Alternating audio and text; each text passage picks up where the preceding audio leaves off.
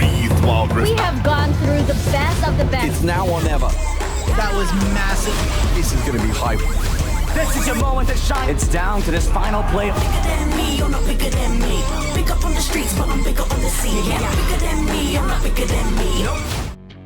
It's day 3 of the Wild Rift Horizon Cup from beautiful Singapore, where the group stage is nearing the halfway point, so the opportunity of second chances are becoming slimmer and slimmer as the hours count down.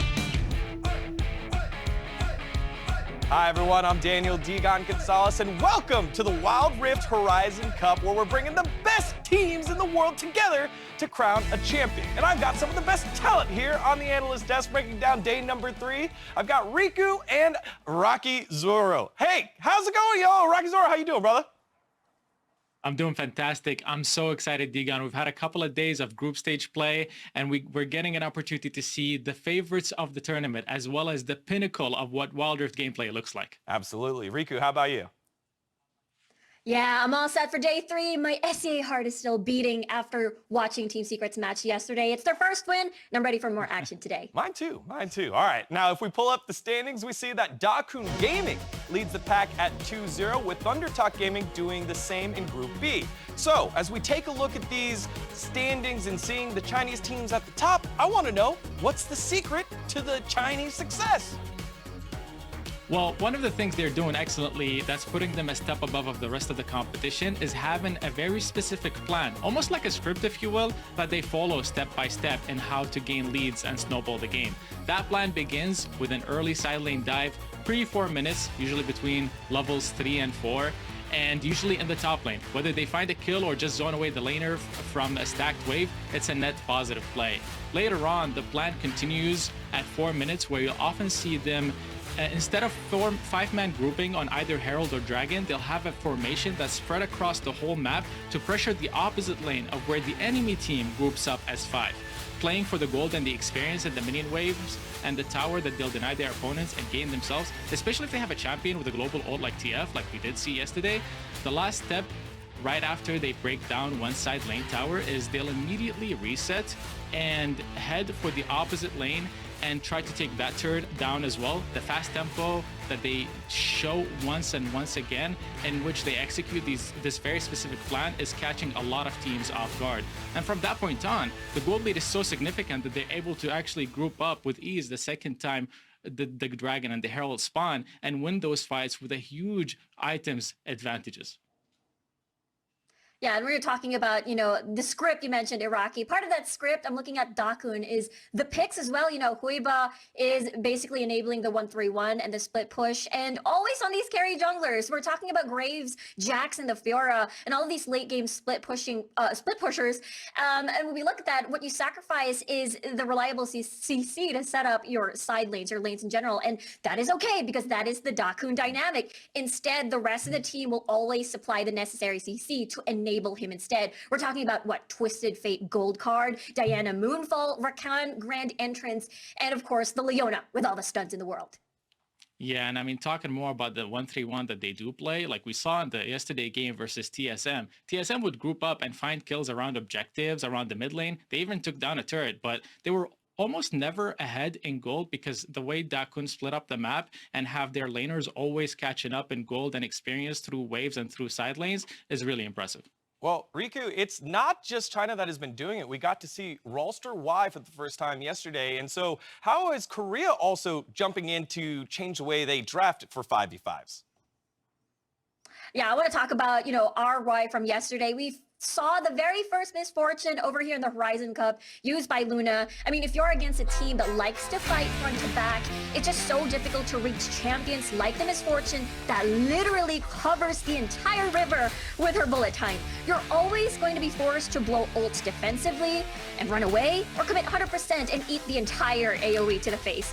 There's also the option of setting up flanks with your solo laners, but so far they haven't really found any success, especially when you're up against Rattel. It hurts.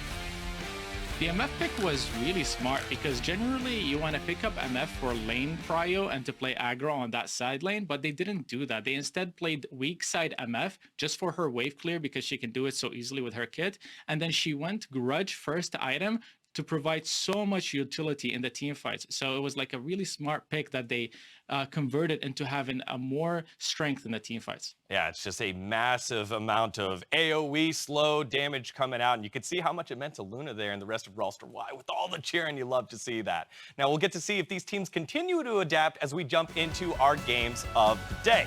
First up, it's Sengoku Gaming making their return to the stage as they face EBRO Gaming.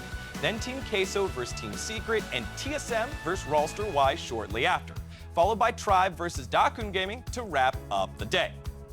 Now, it's day 3, and we've seen every team play at least once. So, I want to ask you guys, who are the standouts that you are excited to see individually? And I'll go first and cheat a little bit here by taking away the easy answer.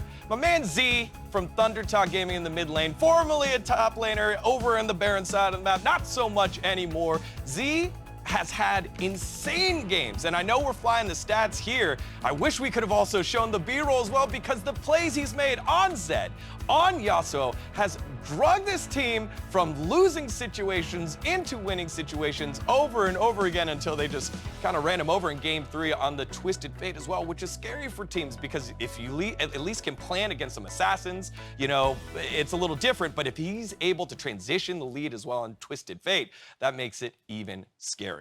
All right, Rico, who you got? Okay, for me, it has to be Tatsuri from Team Secret. I mean, yesterday, #1 Katarina in SCA, by the way, he popped off in their match against EBRO Gaming and was 10-1-3 in the 30-minute mark. But, you know, during days when he's not popping off as an assassin carry, he's also popping off as utility duty, like what we saw in day #1. On his Galio, he was able to initiate 4 to 3 man taunts and also zone out everybody to give room for Trevor to focus more on objectives.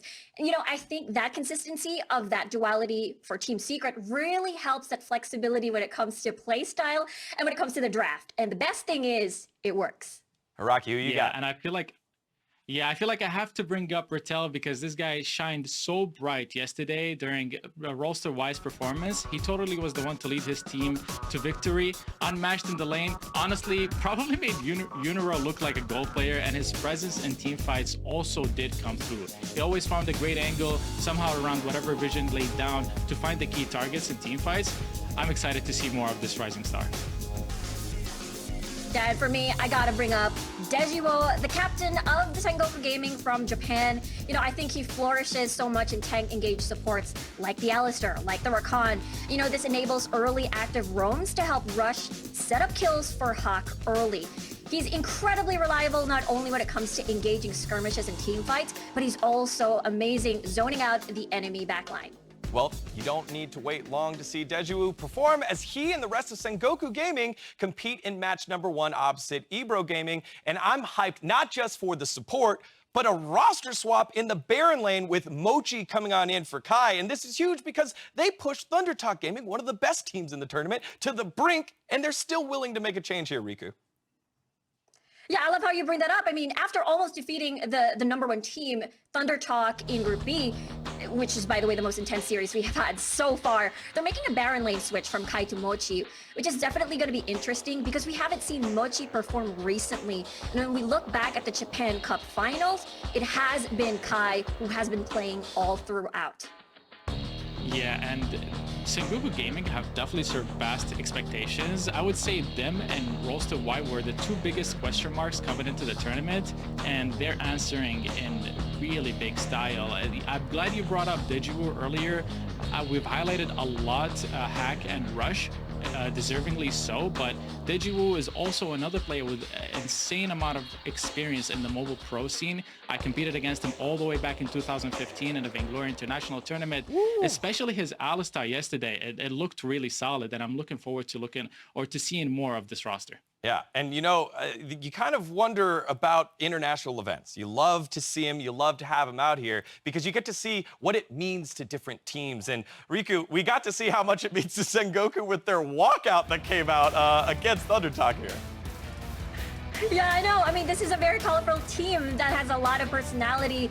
And just as Iraqi mentioned, back to a lot of esports experience. They have a really cool dynamic, especially looking at the bottom lane. We saw the pose of Dejiwo on one. You've got the firm and serious captain in the support role, Dejiwo. And contrasting that is the lively and energetic one.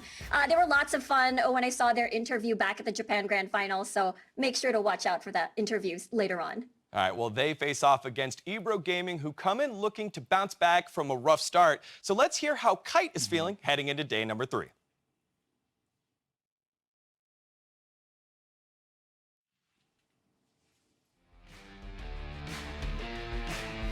All right, well, you can see the roster here for Sengoku Gaming. We'll get to listen to Kite in just a little bit. Now, when it comes to a matchup between these two regions that have never faced off, what do you expect in a clash like this here, Riku? Yeah, you know, this matchup, I feel like this is a match made in heaven. I'm expecting high kill counts and fight when these two teams draft something that surrounds or revolves around the 5v5. But I really want to focus a little bit more on the support matchup, Jastley and Dejiwo, because when we look at Sengoku's laning phase, they have this formula of putting one on an AP carry or an AD carry with a safe lane, good wave clear like a Xayah or a Ziggs. And then, as we brought up earlier, this allows Dejiwo to roam mid and help rush to set up early kills for Hache. And getting those early lead gives more firepower for Sengoku to fight early objectives like the Rift Herald and the Dragon. But the thing is, so if Sengoku does this again, there could be two possible outcomes. Does Jastley take advantage of the window where one is alone in lane, or does he match that roam instead and constantly punish the two-man gank? Yeah, that's going to be the big question here. Araki, I wanted to ask you just a general question here. What is the matchup that is most important to you if EBRO is going to find success? I think it's going to have to be the jungle. If you don't find a way to shut down Rush and he's allowed to make the plays early game and set up his laners, it's going to be really tough to stop Sengoku Gaming. So they need to find a way to shut down Rush, possibly take away his Lee Sin, which he looked most impressive on yesterday. And that's like one way that they can approach this matchup. Well, maybe Kite has some insight on how they're going to do that. Let's take a listen to the interview that he had earlier. La derrota fue bastante dura porque creíamos capaz de poder sacarle al menos un mapa, pero nada, ahora de cara a los próximos 2 partidos vamos a tratar de dar lo mejor de nosotros.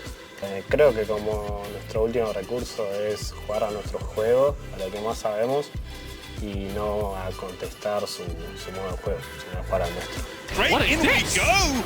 Gold card into the rest of the team, and that's a kill! Gifted on a silver platter for Kite. Very nicely done from EBROs. Lo hemos visto en su competencia en Japón, pero la verdad que estamos seguros de que su modo de juego ha cambiado, así que vamos a ver hoy cómo le va ahora.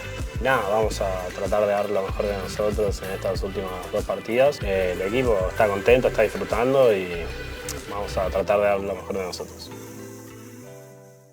It's great to hear the spirits are high there for Kite, and I love the fact that they're deciding to double down on their gameplay. Riku, what did you think of that? Yeah, I really like the outlook. You know, they're just happy they're here on the stage and they're going to be able to see how they can test against Sengoku Gaming in their next match. All right, well, heading into that first matchup, I want to see where the fan bases are by taking a look at the MasterCard fan predictions. It's actually the closest one so far at 54% people thinking that Sengoku Gaming are going to take this one. Araki, your thoughts on this one? Yeah, that's a bit of a surprise for me, I have to say. From their performances, these teams didn't quite look like they're on the same level, but I can definitely appreciate EBRO's fans rallying behind their team. All right, well, all that means that is all that's left, our predictions. So, analysts putting you on the spot here. Araki, you're first. What are you going with? I think Sengoku looked too solid yesterday. There weren't many big mistakes or silly plays, and although they are playing with a sub today, I'm going to give them the 2-0 over EBRO. All right, 2-0 there. Riku, are you feeling that, or do you think maybe EBRO will be able to find some upset potential here?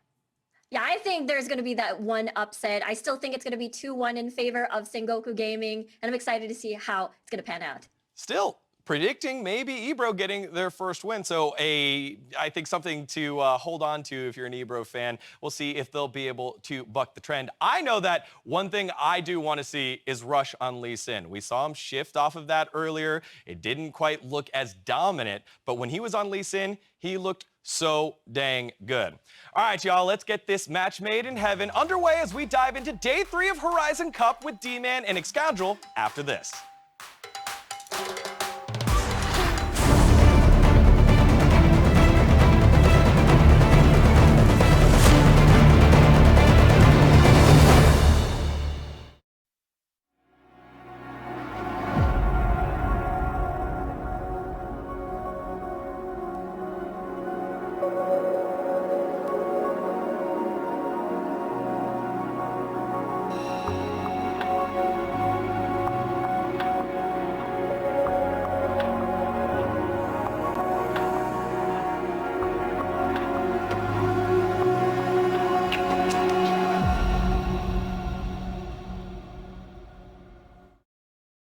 TSM woke up and they chose violence. EKG are just on another level. This is the power of Roster Y. You need to be able to beat this team if you want to prove you are the best.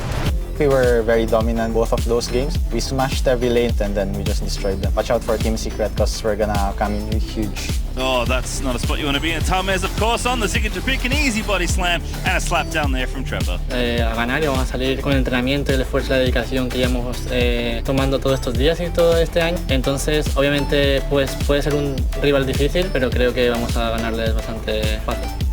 Roster Y, we always have a good time training with them. We are preparing for them and we think we're capable of beating them. And it's first blood from TSM. Very, very impressive start to this game from TSM. TSM과 이제 좀 서로 유니폼 교환도 했고 친하게 지내는 사이라서 이제 좀 기분 좋게 준비할 것 같습니다.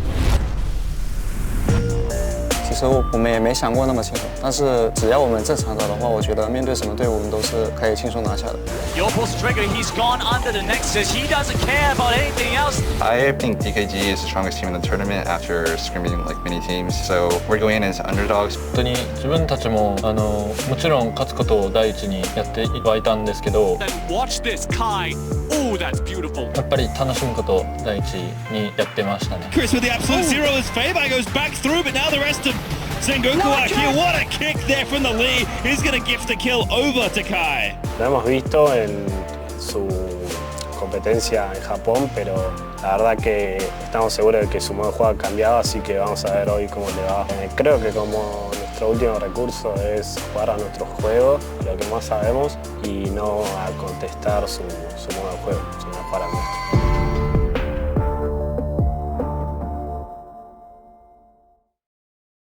I've never breathed Wild Rift. We have gone through the best of the best. It's now or never. That was massive. This is going to be hype. This is your moment to shine. It's down to this final play. Bigger than me, you're not bigger than me. Big up on the streets, but I'm bigger on the scene. Good morning, ladies and gentlemen. Welcome to the Wild Rift Horizon Cup. I'm Lee Damon Smith, and joining me is a man that lives and breathes Wild Rift. It is Excoundrel. How you doing, buddy? Thanks, man. Yeah, really good to be here. I have loved every moment of the Horizon Cup so far. It has been an excellent display of international competition here. It's the first real time that we've got to see, multi-nation international competition here in the esport, and I think we're starting to see some favorites emerge. We're starting to see some regions look to take the lead, China clearly being one of them. But a team that has surprised, a team that has definitely surpassed expectations is Sengoku Gaming from Japan. They really made TT work for that win yesterday, and it was honestly a pleasure to see two pretty well-known names in the form of Rush and Hache do so well on the competitive stage. I don't know if you're kind of familiar with YouTube, but Rush and Hache are pretty big YouTubers as well. They've got quite a decent following from their AOV days, and to see them actually flourish in a competitive setting is awesome as well. Yeah, I've heard of this thing called the YouTubes. I know. I have been around for a while, I know, but yes, I am familiar with it. But yeah, honestly, Are you from sure, what we saw Demo? a bit, You must have been about 30 when YouTube was introduced to the world, right? when it first came out, yeah, exactly. Yeah, no, EBRO, honestly, EBRO were certainly very entertaining in their first couple of matches so far. They are not afraid of fighting, let's put it that way. Even when, the odds are completely stacked about them, and that's what we're seeing from Kite there. They've generally always got a smile on their face when they're doing so, even when it's not particularly going their way. Sengoku, as we saw yesterday, they can live up to the hype. They are looking like a very impressive Japanese team. The rise of the esports scene over in there. I mean, I should say there's obviously 2 Koreans in that team, but the rise of the esports scene in Japan itself has really stepped up over the last 2 years. Obviously, with the government sort of backing esports officially now, prize money's all rising. So I think, for the last decade, we've been used to Japanese teams not really doing a lot. I think we're going to start to see that change more and more now as the years go on, as the esports scene grows and grows and grows over there. And we know they are going to be very much into the mobile scene as the pickup bands get underway. So let's see how things go. Lee Sin going to be the first band coming out, taking that away from Rush. Oh, I'm so sad, man. You saw Digon talking about it before we head over to us. It was one of the standout picks for Rush yesterday. He was really flourishing mechanically on the Lee Sin as well, because he just pulled off some of those flash kick mechanics that are actually quite difficult to execute in very high intensity situations. And I think Rush displayed how strong Lee Sin can be in the jungle right now. I still consider him one of the strongest junglers in the meta, but you do have to have that kind of flair with it to really make it work as the game progresses, and Rush definitely has that. We'll see the Camille and the Olaf ban here. Good to see the Senna and the Ziggs taken away. I think Ziggs is ridiculously powerful, and Riven off the table. But I think for the first time, Fiora is open, and so if Fiora were to be picked, it might be one of the first times that we get to see it. But another 100% presence pick is Renekton, and that gets locked in by Hache. I'm going to go out on a limb and say that's a wasted ban for Sengoku. The Riven ban coming out. If you remember their match with Queso, we were talking about at the time, said it was a pick ban, was completely ignored. Honestly, I mean, obviously we have seen a lot of the Asian teams certainly doing very, very good Rivens, but maybe that's just a lack of prep. Maybe, I don't know, because I don't think EBRO were even considering picking Riven there. It is going to be obviously the Renekton picked in there, the Nunu and Willup, who we saw very successfully yesterday. And of course, this is something we have been talking about, the Varus. The Varus is kind of like that main go-to carry pick these days, certainly in the Horizon Cup. Yeah, Varus fulfills a niche that is quite hard for non-Ziggs bot laners to do, which is basically he can clear waves by himself. He can very comfortably 2v1. He unlocks your support to roam across the map to influence fights around Rift Herald, potentially around Dragon, depending on where you are on the map.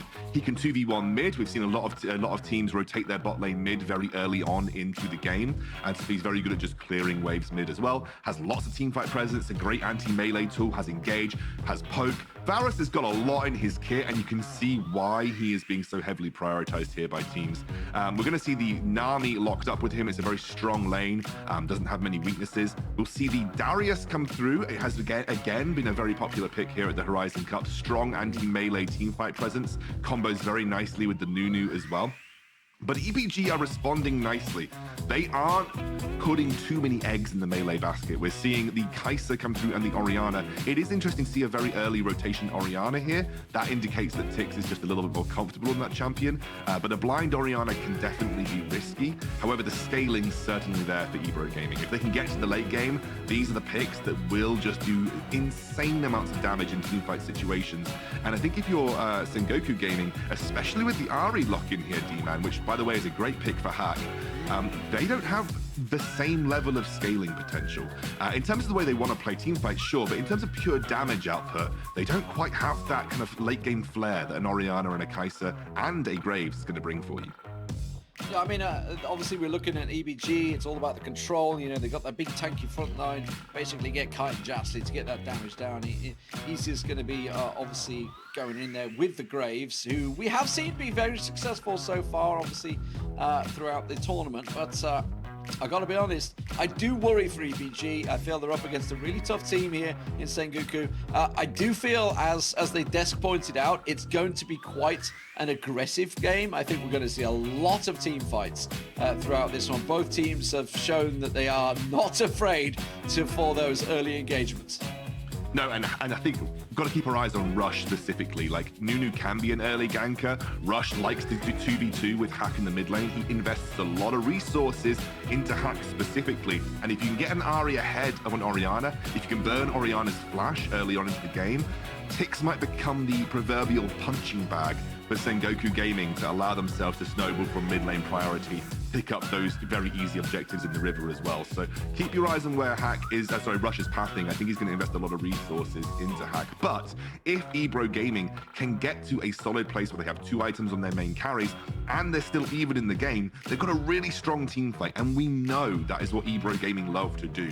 Engage, engage, engage. And they obviously have the tools this time round to have a really solid team fight to back it up. But they have to get to a point where these carries are viable enough to do the heavy lifting. And that for Orianna and Kai'Sa is usually around the 2 to 3 item mark, maybe leaning more towards 3 for the Orianna specifically. But they have a big gap in the game where Sengoku Gaming can potentially snowball things out of control. Well, if you've just joined us, if you're new to Wild Rift, then welcome. Great to have you here for the Horizon Cup. We're seeing EBRO Gaming up against Sengoku. Both teams, I wouldn't say need a win, especially, I mean, EBRO absolutely need a win, but for Sengoku, you know, they're a team that's sort of on that cusp, I feel, of sort of going through. They showed a lot of great promise yesterday, there's no doubt about it, but I expect to see some very early fights. If you're wondering how things are going to lay out, well, we're certainly going to be seeing maybe a fight around the Scuttle Crabs around the 3-minute mark. And then we're going to be looking towards the Rift Herald, and depending on what Drake spawns in and around there as well. And that's when things will really kick off. Average game time, you're looking around 15 to 20 minutes. These are pretty quick games. Everything much faster than you would expect if you've, say, come from here from League of Legends. Speaking of, I saw that Selfmade, if many of you guys know who Selfmade is, he's a current LEC jungler. He was tweeting about Wild Rift yesterday, saying it's so much fun to watch. So it's good to see that. Hache, though, immediately under pressure here. He's in trouble. They're surely going to follow this one through. Ezzez is going to go in. Oh, charge on the turret. It's going to be a 1-for-1 in the end. And you kind of saw it coming there from Hache. You knew that charm was possibility. Yeah, absolutely. And guys, remember at home, if you want to get involved in the action, we have Prime Gaming, a drop. You get a random skin chest, so make sure you link your accounts together and go and grab yourself your free skin chest. I know I've done mine. D-Man, have you done yours, mate? I have, of course. My Amazon Prime. I sometimes question why I still have Amazon Prime. You know, I don't order that much these days, but I still always have it. And then actually, once all this stops, things start dropping. I think that's why I have it, mate. That's why I have it. This the Axe replay straight here of Hache, just getting that charm off instantly on Ezzez. And oh, you hate to see it. I mean, honestly, I understand why Ezzez went for it, but you gotta have expected that charm. Yeah, I mean, the thing is though, not all Ahris take charm level 2. So it's a bit of a gamble. Some Ahris will take their Foxfire and just look to use the movement speed and go all in that way. They don't always, great headset by the way, they don't always use their charm level 2. So, you know, it's not absolutely expected that you're going to see the charm coming out from Hache there, but Hache held his skills nicely. I love that he's making a very quick roam down here towards that ball, and great charm. Yeah, not a lot else they can do about that one. The 4-man engage. It does mean that Kite's still being cautious. He has got a ward in that bush, so he can be cautious. And if that's a lot of snowballs coming out from Rush, though, putting that punishment down. You've got to respect the Nunu. Can put a lot of damage down out of the jungle. They are going to try and keep the pressure on the top turret to try and react to this with Hache and Ezzez putting that damage down. But they need to get defensive in that mid because you can see the pressure already building there.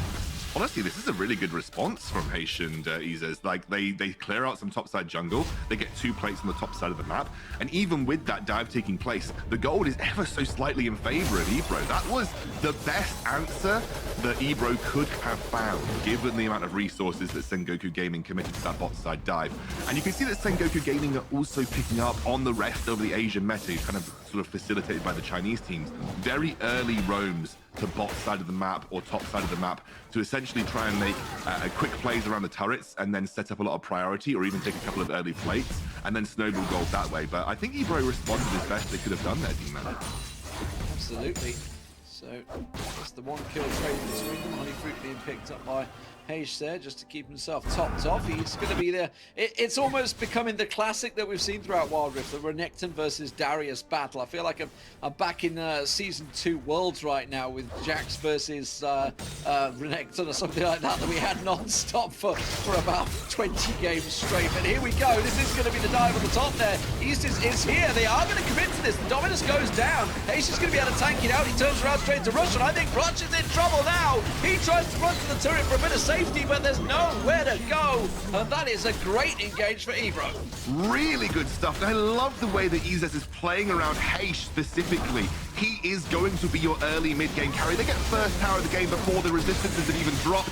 And they're going in onto Hache. Does have that. Spirit Rusher should be able to get away, but EBRO Gaming committing to their strong side of the map, which is the Renekton, and it is paying dividends for them. That is a huge early win.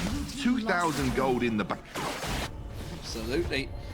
Definitely working out. I gotta be honest, Sengoku, I mean, for Rush, he was just way too late to the party. He should never have shown himself there, gave himself away. But they are going to try and make up for this with the Rift Herald. You can see that the Drake is going to be the focus for EBRO. Charm comes down from Hache there, but that's not going to be enough for them. Kite will be able to cover that one off. Jastley in a great position. We know he can get that headbutt pulverize combo off there. They're committed to this Drake. Now, the Rift Herald's already gone down. They've got to be careful because the rest of Sengoku are arriving here. Jastley tries to keep him at bay. There goes the tidal wave to try and disengage, but the dragon has been picked up, and they will disengage. Just a one death for the Drake. I think they'll be satisfied.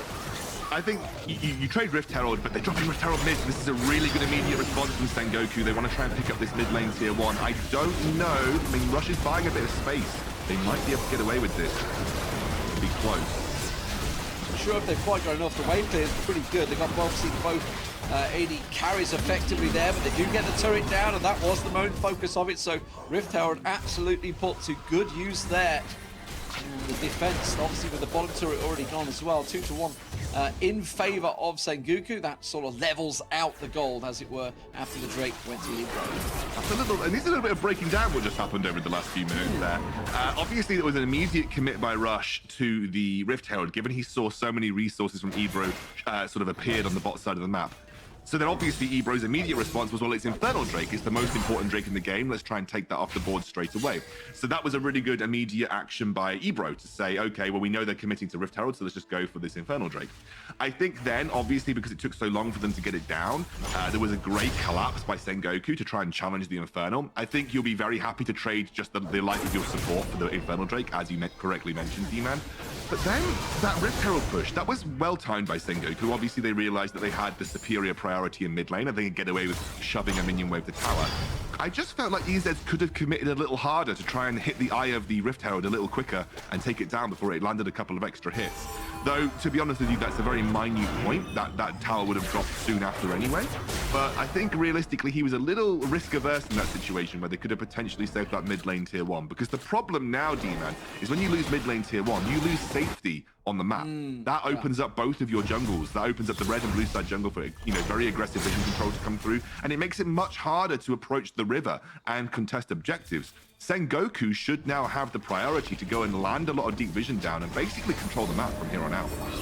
It's certainly a huge vision cost, there's no doubt about that. Ezzez having to burn a flash there to get away from that biggest snowball. Alistair goes in. Great engage from Jastley, but has he got the support that he needs? I'm not too sure. Has to flash away there. So 2 flashes burned on the side of EBRO for, well, what was a heal and a barrier, a smite coming out from Mochi, of course, to cover that off. But really, Sengoku now started to gain quite a lot of that map control. The top turret almost certainly will be the next focus. You can see the Darius of Mochi just down on that dragon lane, just putting the pressure down there, but look towards the top. That's where the RE is at the moment. We're going to start seeing that split push working in their favor. That's the bonus of RE. You've got that ability to just escape out of the danger as and when you need to.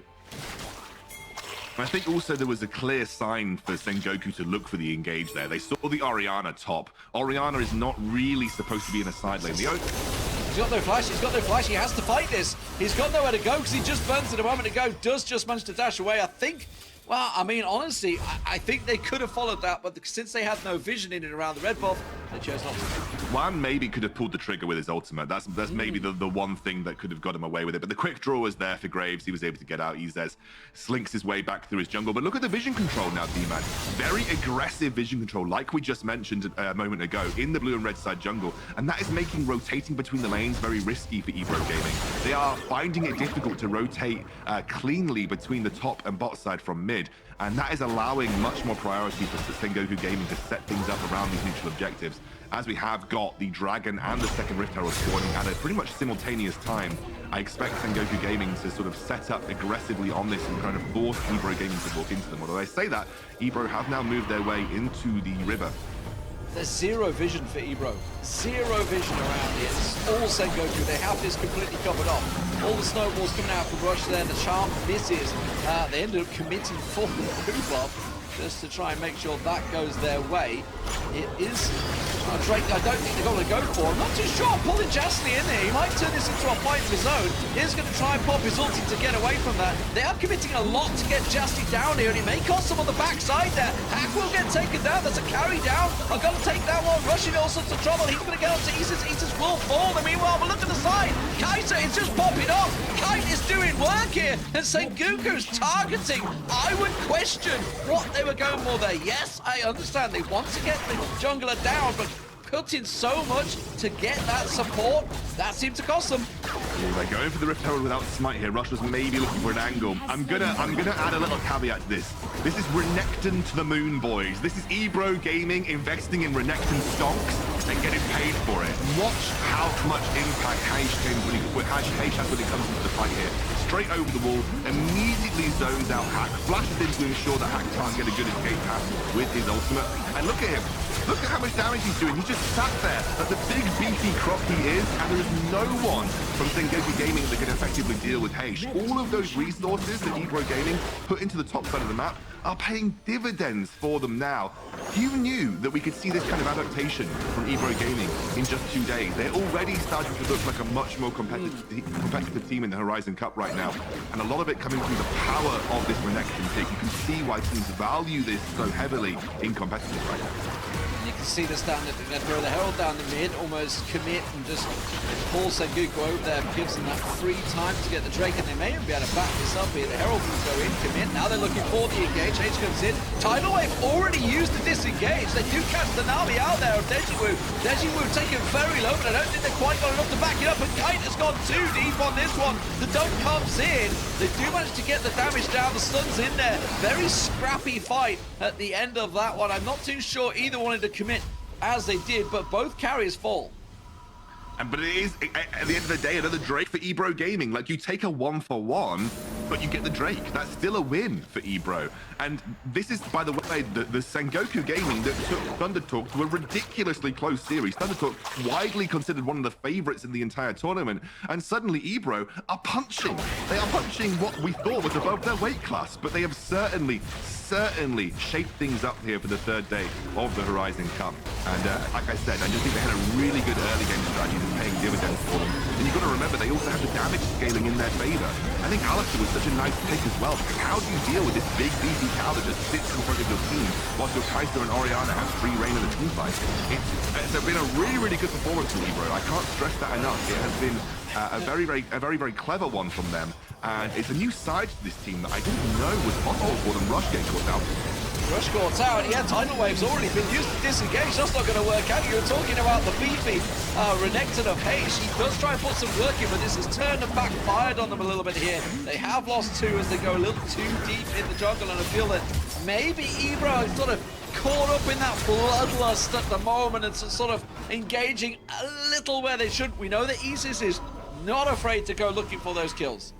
It's also one of the benefits of having your tier 1 tower still available for Sengoku. It does make rotations to and from the enemy jungle a little harder to achieve, at least it's very telegraphed when you are doing it. So I think this was, again, a benefit of having that tier 1 up, but this is a great response from EBRO. They're just going to go and push that down once they have the advantage. Jastley should be able to get out with his ultimate. One of the benefits of Alistair is he can get caught and escape nicely, but there is a giant snowball running down mid, and Rush really wants to look for the fight.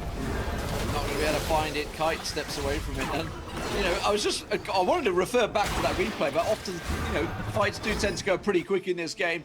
I was looking at Kite, actually, on the Kaiser, and I saw when he committed, I think he got caught out by the headbutt. I think that's what it was. He'd already committed, and then the headbutt came through, and it kind of sent him into the middle of Sengoku. It was probably like, I don't want to be here. This is not where I planned to be. The headbutt pulverized once again coming out, but didn't work out this time. But Wan committing his ulti there, the Chains of Corruption, to try and lock down onto Jastley. Not too sure about that one. I mean, Jastley doesn't have his ultimate available, so when the Alistair doesn't have that ult, it is a relatively easy target. He is now going to be focused down. Yeah, going to get focused down and finished off, but the rest of the team coming around the side here. And Kite not really on the right wavelength at the moment. Does get the damage down on Hache, but here comes the rest of the team. They really got to respect this, because if they lose too much here, this could be a quick Baron for Sengoku. Hache not in the fight. You can see the difference in EBRO gaming when they don't have that crocodile on the front line. When he's not commanding the pace of the fights, it's a very, very different story. They can't quite deal with Hache's maneuverability. They have to respect the Darius a little more than they were previously. I think you just need to with EBRO, don't get too antsy. You need to play around your 12,000 gold Renekton. This is the person that is going to carry these mid-game team fights for you. And you are starting to work up towards some key item spikes. I will say, though, we are looking at the Orianna. She's not yet finished the Rabadons. You really do want to see the Rabadons for the Orianna because you see the huge power spike and damage output. So we're really waiting for that item in particular to kind of snowball this Orianna into a really strong position. We are seeing the Kaiser. She's definitely got all her evolutions online right now. She will be dealing pretty consistent damage. And you can see the EBRO Gaming with the confidence of Hache nearby. They can set up on this dragon using the Orianna to zone where she can rush walking in. Yeah, nice step in there. Alistair just eating the snowball, knowing that it's going to be done. They do take the dragon down very quickly. Hache goes in. That is a monstrous Renekton with the Dominus running. They catch him out. Jastley can't quite get the pull right onto Muchi, but the rest of Hache, Hache taken very low, but gets away. East is putting the damage down. He gets the charm on him. Jastley still come in. Ezzez still alive. Somehow, the headbutt goes down onto Hache there. Hache's getting taken damage, but they are focusing on the turret, while Jastley just commits and keeps two of them dancing to his own tune on the top of the map. Our Latin America bros are absolutely popping off in this game versus Sengoku. What a great opening game from a team that has looked down and out pretty much versus everyone that they've played against. And they are really giving it to the Japanese team, who definitely looked like they could have been dark horses for the tournament based on their performance yesterday. EBRO Gaming certainly understood their win conditions, though. They knew that they needed time to scale with the Kaiser and the Orianna, so we saw that Ezzez invested resources heavily into Hache early on, and Hache has carried this mid-game, and now the heavy lifting being done. We're into the Axe replay. We can take a look at exactly how this went down, but it is all about Hache once more.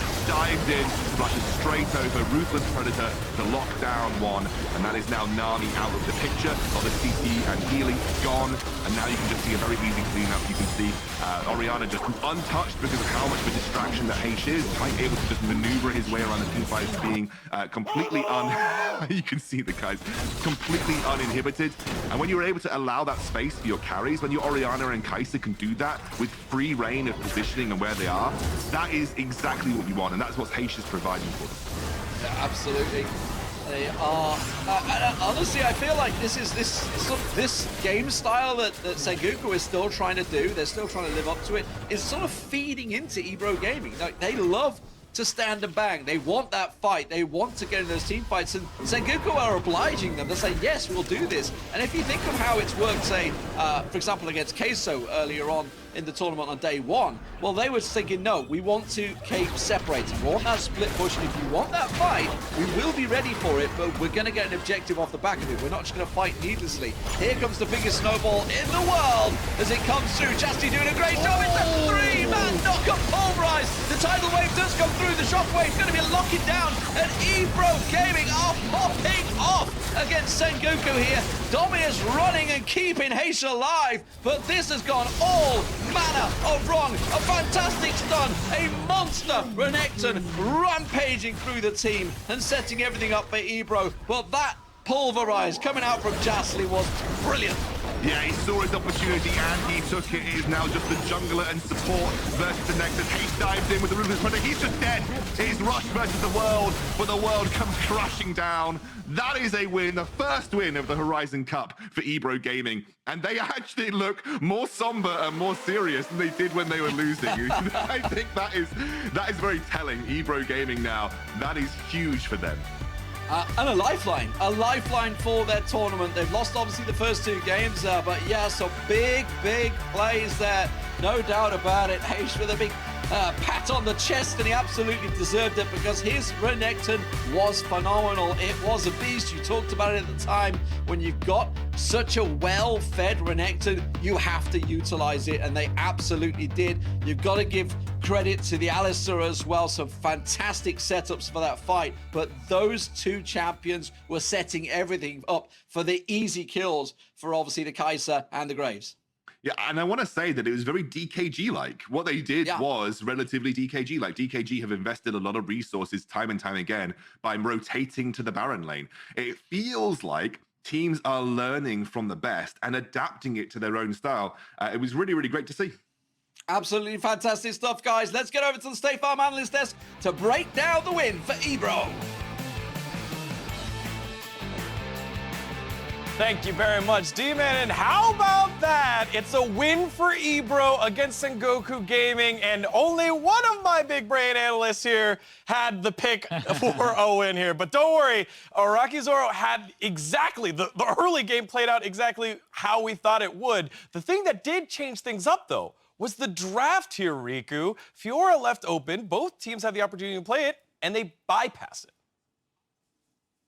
Yeah, I want to touch upon Sengoku first. I really like this Darius and Varus pick, mainly because it's very reminiscent of what we constantly see in SEA. You know, you pair Darius with a lot of poke champions like the Ziggs, the Varus, maybe even the Corki from time to time.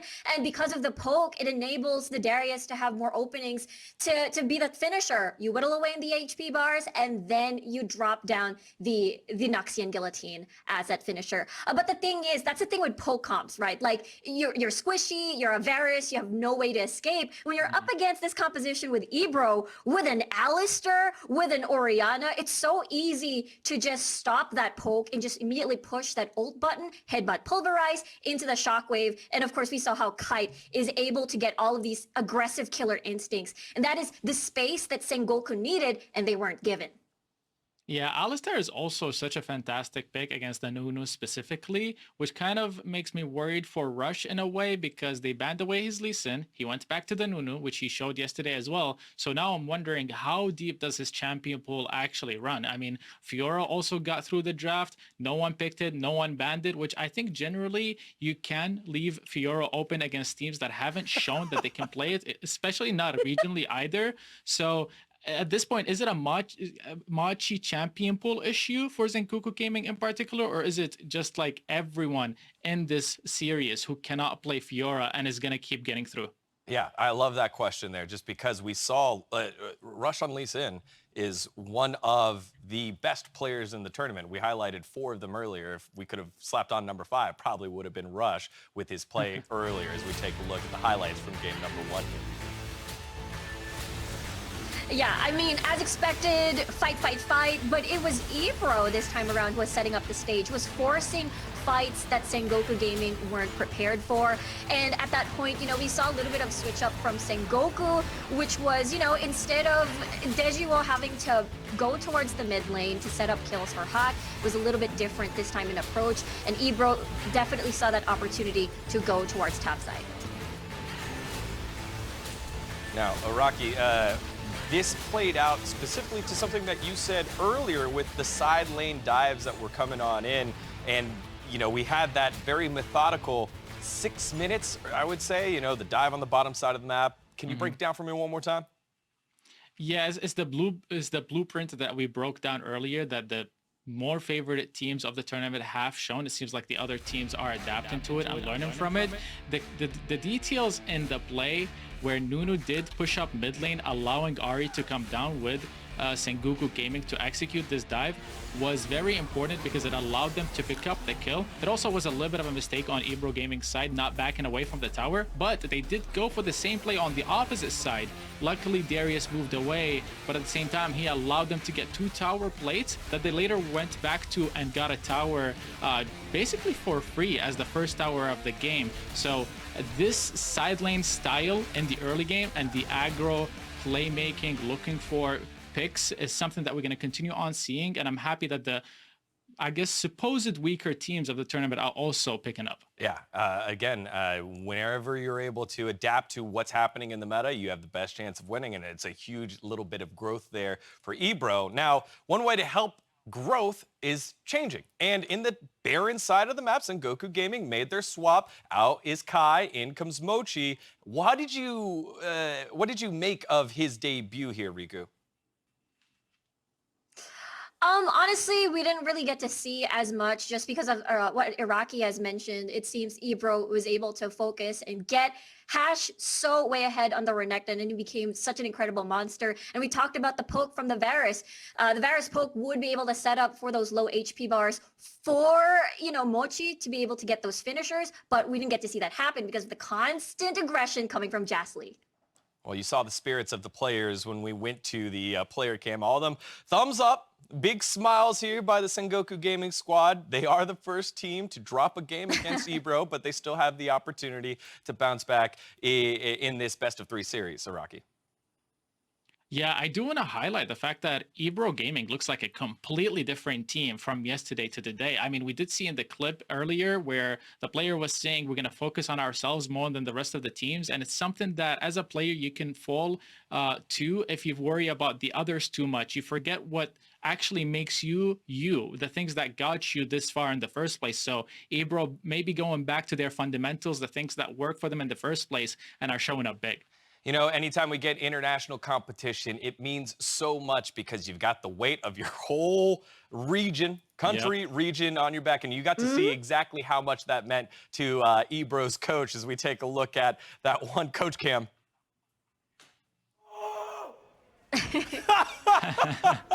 Yelling at everyone with the let's go. You know, it goes cross language, let's go, vamos, laban. It's so cool to watch. And again, EBRO's coach kind of popping off there.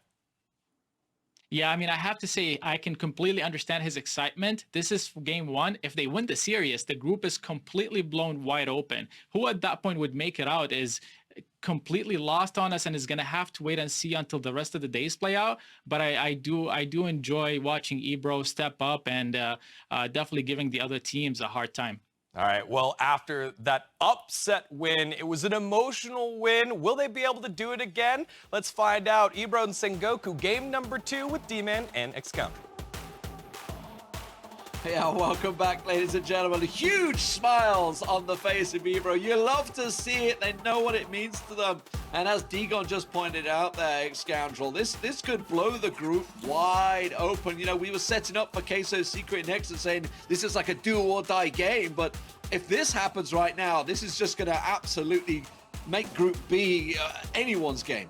Yeah, absolutely. You're no longer looking at a dead set out team in this group. It's going to be very interesting to see if EBRO can pick up this win. Sengoku, though, as we said, I just think their draft was too reliant on a specific part of the game. I think they unfortunately failed to capitalize on the first set of objectives. And if you don't capitalize on the first set of objectives, then that draft very quickly falls apart, because you need, when you're playing an Ahri especially, you do need to be the ones that can be proactive and set the pace of the game. You should be looking to set deep vision, get picks as much as possible, utilize the Varus as much as possible. Like, his ult's on like a bloody 20-second cooldown. It's not that low, but it feels that low. Varus's cooldown is, his ult is very, very low. So, I think in general, Sengoku just need to maybe readjust the draft slightly if they're not confident in taking EBRO on in fights those first objectives. Just give them some late game contingency. Just add something in that's going to be able to deal with these kind of more front to back team fight style that we see coming out from EBRO. Well, I did mention I felt the Riven ban was a bit of a waste. The Sengoku have gone with it once again here against EBRO. I really do not think that is something EBRO would be looking to play. Like, they are quite happy with the Renekton, with the Darius. That's where they're looking to go to. So I feel that is a bit of a wasted ban coming through for them. They could certainly look towards maybe a jungler or something like that. But they do have the first pick this time around. Standard bans as well so far with the Lee Sin and Camille along with that center as well. Yeah, very standard so far. The Ribbon coming through once more. We'll see the Olaf ban here by Sengoku. That was a double blue side ban. It was EBRO that banned it previously. We'll see what the final ban of the... It's going to be Ziggs. I like that, yeah. Yeah, Ziggs is definitely something that hurt a lot throughout sort of day one. Renekton is going to get picked in, which means I reckon Hache should probably be taking the Darius. I think he's quite happy to work into that one. We saw a similar type of deal against Queso, actually. They both sort of traded those top laners. Didn't work out so well for Hache in that game, but that was mainly down to Acolyte. The Alistar being locked in, that was a key champion for Jastley in the last game. I like it, and the Fiora slipping through. Well, that was something that was open previously, and no one decided to opt into it. They are... I mean, obviously, we have seen Fiora flex between jungle and in Baron lane, but with the way that Hache played previously, maybe that's going to be a Baron lane pick. But it looks like Sengoku Gaming are just copying EBRO's draft from last time around. They're going to go with the Graves Orianna here. I mean, they're even picking them in the right spots, which is nice for us. And, you know, the observers don't need to switch around. So thank you very much for keeping them in there. But, unfortunately, they don't have the Alistar available that obviously has been picked up. Now, there's Tikz and Kite thinking about here. Big smile on Jastley's face. He's so happy that he's got his Alistar again. The Corki available and picked. That actually may well be for Tikz. I don't think Kite's going to take it. Maybe we'll see him go back to that Kai'Sa. Varus is available as well. You know, there's a lot of options that could work well with this comp.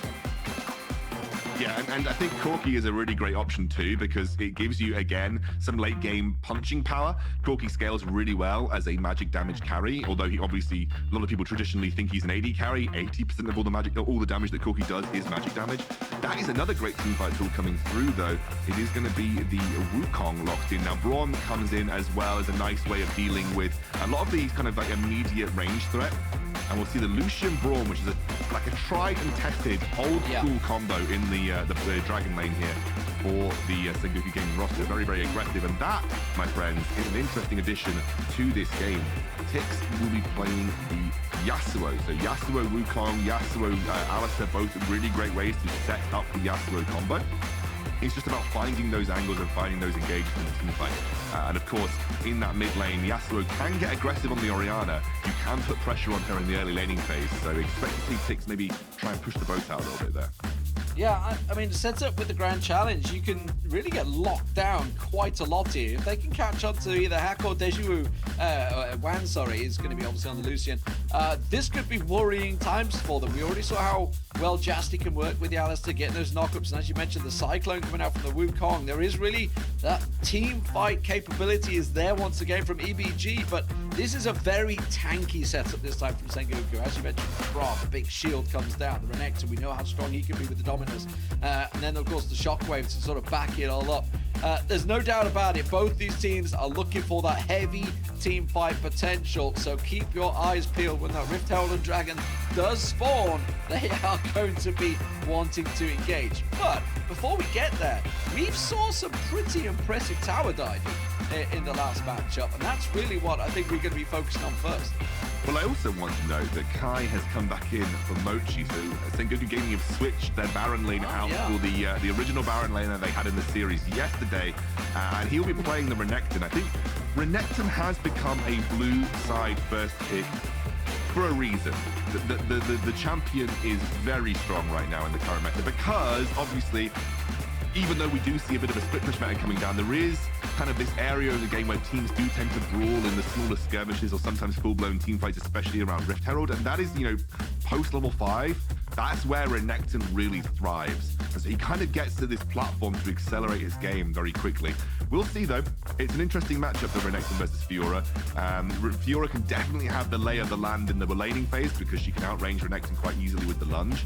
And we want to see if Hache can step up on a carry that's a little bit more mechanical, a little bit more sort of micro-orientated as well. So I'm excited to see this one. I think Baron lane definitely will be a focus. Yeah, absolutely.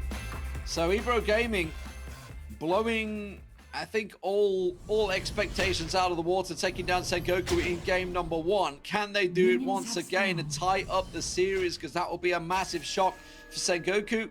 They went 3 games yesterday against ThunderTalk, and we know they certainly have the capabilities, and they showed that yesterday, but game 1 definitely was a surprise for them, us, everybody out there.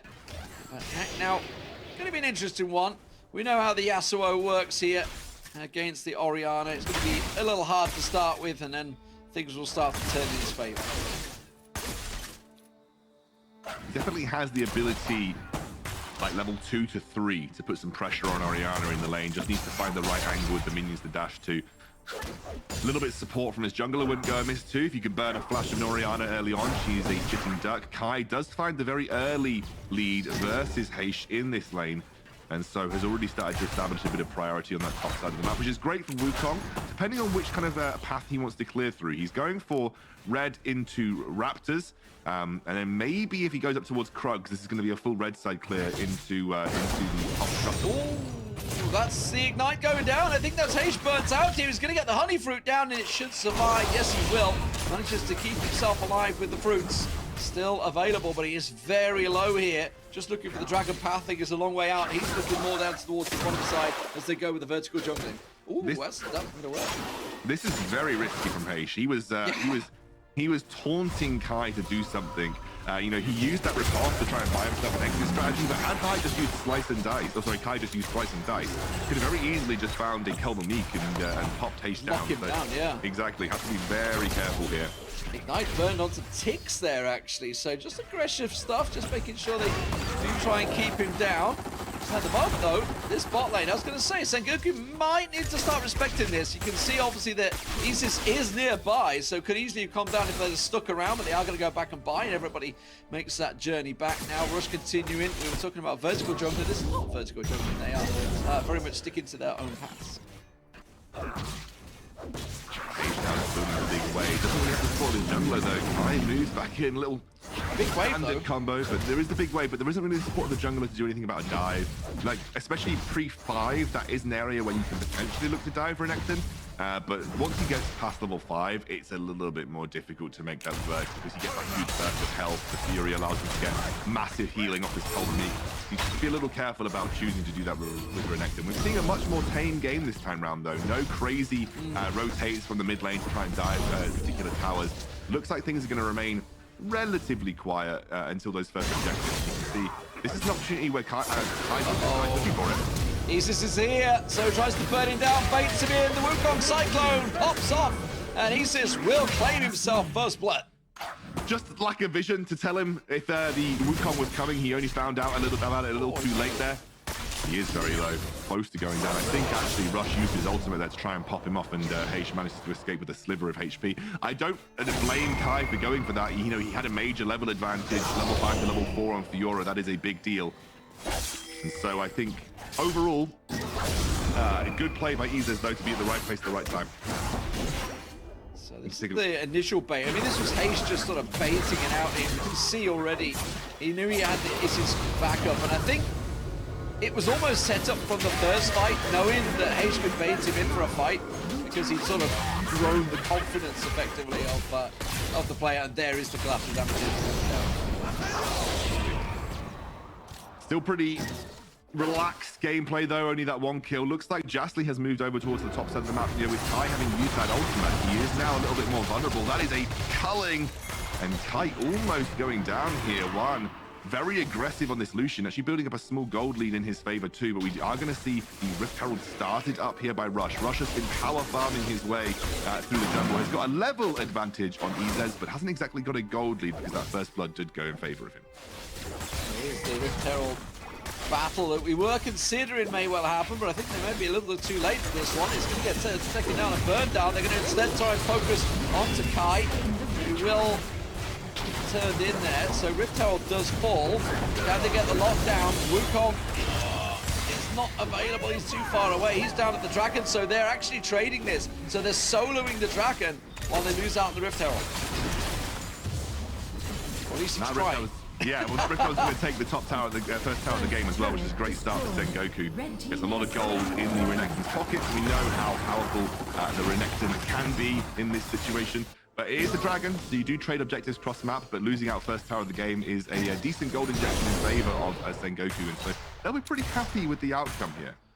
Yeah, and really had no pressure on any of the towers so far. You can see barely scratched at all, if anything, for EBG at the moment. So a lot of work for them to do here. Sengoku looking good in the early openings, and that's what's given that gold advantage now. Speaking of which, actually, Kite has rotated up towards the Baron lane, so he is starting to get a little bit of that damage down, taking it down to about half health as Kai returns there, which is going to offset these lanes for a few moments as the Lucian sticks around down the bottom. Hache is now rotated down towards the bot side as well. EBRO Gaming looking to... Straight over the wall, though. Yeah, they know they're all there. That's Oh, the still caught out, though. The Cyclone comes in, but it's only the Braum that they're locking up, who has that huge shield set up and waiting. They're a tower deep, and maybe this is a little too far for them to go. Ezzez will get taken down. They will get the one for it, but I don't think Fiora's going to get a great deal from this one, and Hache finds himself in all sorts of hot water, and it's a 2-for-1 in the end, go for Sengoku. Very telegraphed, in all honesty, from EBRO. Like, I like the idea, but as you mentioned, they walked straight over wards, and actually Sengoku was set up for it. What a great shockwave from Hache as well. Completely nullified the engage, and you can just see this was a little after. That shockwave there was beautiful. This was a little after the engage came through from Ezzez, but disjointed between him and Tikz. He wanted to set up a big Wukong ult to allow that last threat to come through. It just didn't quite happen. Sengoku Gaming are reacting to the punches from EBRO really well here, and that is a good omen for them, because they have that Orianna, who's such a powerful teamfight tool as this game progresses. Those shockwaves can be completely game-changing when you're trying to look for those engages off the back of the Wukong and the Alex. This is a Tikz on the Yasuo that has got a pentakill before in the qualification semi-finals to get here. So we know he certainly has that capabilities, but not quite on the same page. We were talking about it in game one. They are going to collapse onto the middle turret here, but it's the 3v4, not a great time to collapse. Immediately the Kite goes in. That is a great dominance and an absolute brilliant call the league, stunning them out under the turret, catching them napping. Again, Sengoku just one step ahead of EBRO right now as well. EBRO trying their best to get some kind of global gold in their back pocket, grouping up, obviously realizing how important those turret plates are for just getting some gold acceleration, but they're not able to make it happen. Sengoku are much better at sort of reading the map state and understanding where they need to be right now. This is a great resurgence from them, given how that first game went. They have very effectively dealt with the threat of Hache this game. They've kind of kept him under wraps by having Kai back in on the Renekton. Even though Kai has not exactly done well in terms of scoreline, he's ahead in gold, and he's kept Hache under wraps, which is the most important thing with a Fiora. And again, I gotta say, I think Sengoku have just read what EBRO have wanted to do at every step, and they've been there to counter them. Yeah, and unlike the first game where EBRO had just like a little whisper of help from someone, there's absolutely not a single lane that's ahead right now. So it is turtle time, but well, we know that EBRO don't do turtling. They will continue to fight. They will go looking for that aggression. Rift Herald is going to be where they focus their target, though, which actually could work out. They know it's going to be up 20 seconds before the dragon, so they took the dragon themselves. Rush comes down, shows himself. Now, EBRO don't have the numbers at the moment. They are collapsing. There's two down on the river as well that are also engaging, so it's a two-way fight at the moment. They look for Rush. Rush goes under the turret. They will get him down and out, but what's that cost them in the end down the side there? Meanwhile, down the bot lane, there's also a fight going on, so all three channels at the moment. Hache taking Kai down to nothingness. Now, it looks like he's coming out on top in that fight versus the Renekton. That is interesting. That is really good omens for EBRO, because you want to have a side lane threat that can do that. You want to have a side lane threat that can take the 1v1s effectively. And so Hache, just with that Triforce fight, very cleanly dealing with that Renekton on the bottom side of the map. Great play from Tikz as well. I realized that Rush was the absolute key target off the back of that Rift Herald fight. You take out the jungle, you make it much less likely that Sengoku Gaming are going to want to contest that objective. And that was a really nice piece of Yasuo play as well. Picked up that Proto Belt enchant, obviously, so he's able to just use that to accelerate those knockups. And they don't quite reset in time, though. So they didn't reset in time here, and that's allowed Rush to get the objective. Oh, there's a 5-man collapse! Here they come, Jastley going down. Everybody from Sengoku in the right place at the right time. Dragon spawning as well. And they're going to be going down to pick that up as well. They're going to see, who's that? Just one person backing. No, okay, they didn't say. The missed call there. I was going to say, bad time to back if that's what they're doing.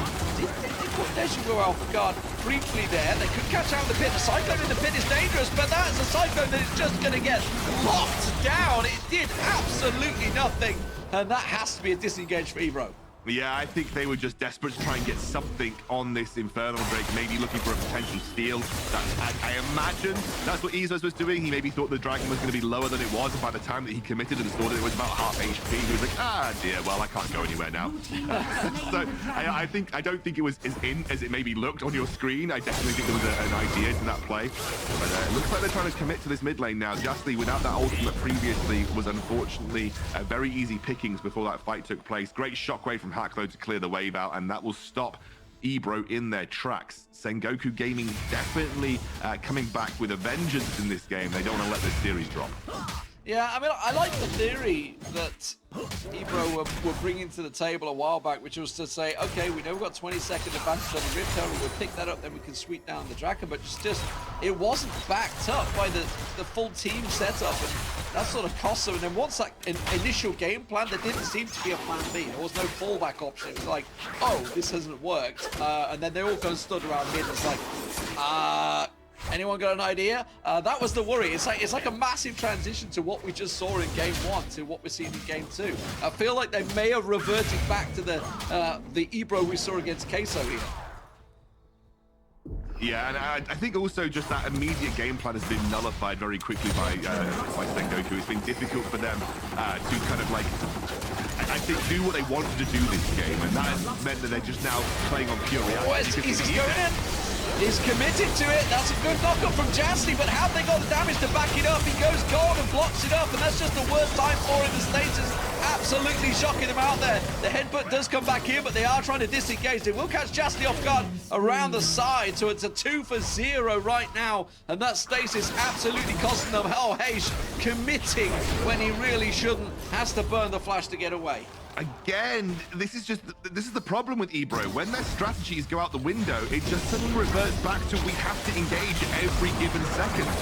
And they do have a couple of item spikes to play around, but nothing major realistically. Like your Yasuo is still yet to complete his second item. Fiora did pick up Death Dance, but she's not a champion that excels at team fighting. You're gonna have the Axe replay here. Take a look back at what happened. You can see Ezzez was maybe looking to set up on Hache, but the flash threw him off, and then they used the last breath on Renekton, who had the status available to buy him time. That was the issue. I think they were trying to catch Hache out. He got flashed. He flashed away. Made it difficult for Tikz to follow up with the last breath. And that then threw their game plan out the window. They had to use the ultimate on Renekton, which is like your least valuable target when you're trying to use the Yasuo ultimate.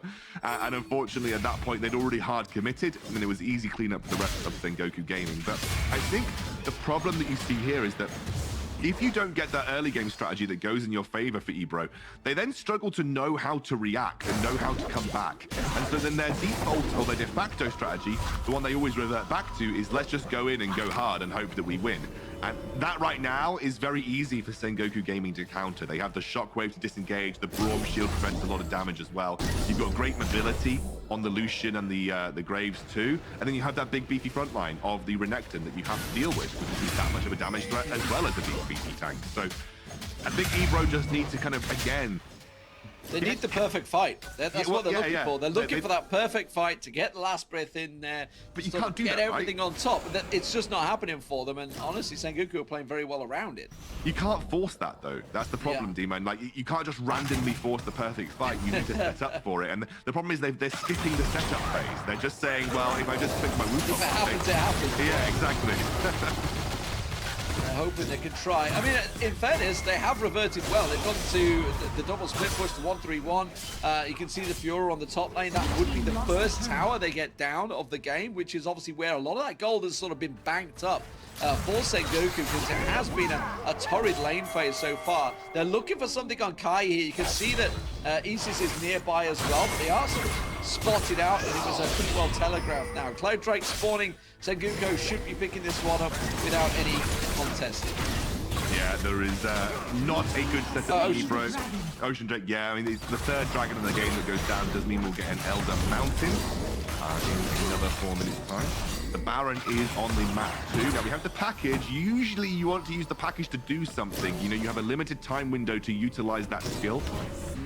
But the problem is that Baron is not exactly an objective that you can just randomly force. You know, maybe you can bait in Sengoku Gaming to thinking that you're doing the Baron, but with the fact that you've got Hache on the other side of the map, they know that you're not going to be as bold and as brazen to just randomly do it when you're this far behind in gold as well. Yeah, I mean, and also look at the gold. I mean, it is predominantly Rush versus Ezzez. That is the gold advantage difference there. I mean, it's about 4.5k just on the jungler alone. So that in itself is actually not bad for EBRO. You know, for the fact that they are actually relatively within 1,000 gold. We're seeing here how that could work out against Rush. So Hache with a close chance there. He is going to go down, but they're going for Baron here while that fight happens down the bottom. This is going to try and be a Rush Baron. I don't think they've got quick enough to do it here. They've got to focus on Kite. They've got to try and keep him out there. Hache is there, but the rest of Sengoku coming in. It's going to be a real risky time. They've got to get the kills in. It's not happening for EBRO, and this will be a misplay in the end. Sengoku were quick enough. The big dominance of Kai comes through, gets headbutted away, but there's no follow-up damage, and EBRO will get wiped out. And Tikz, well, you got nowhere to run, nowhere to hide, and unfortunately that will be the ace for Sengoku. I think the only response that EBRO Gaming had in that situation was to try and go for the Baron. So many resources committed on the bot side of the map to kill Hache. That was the big telling point for EBRO Gaming. There were 3 people committed from Sengoku. That is a clear indicator to go for Baron.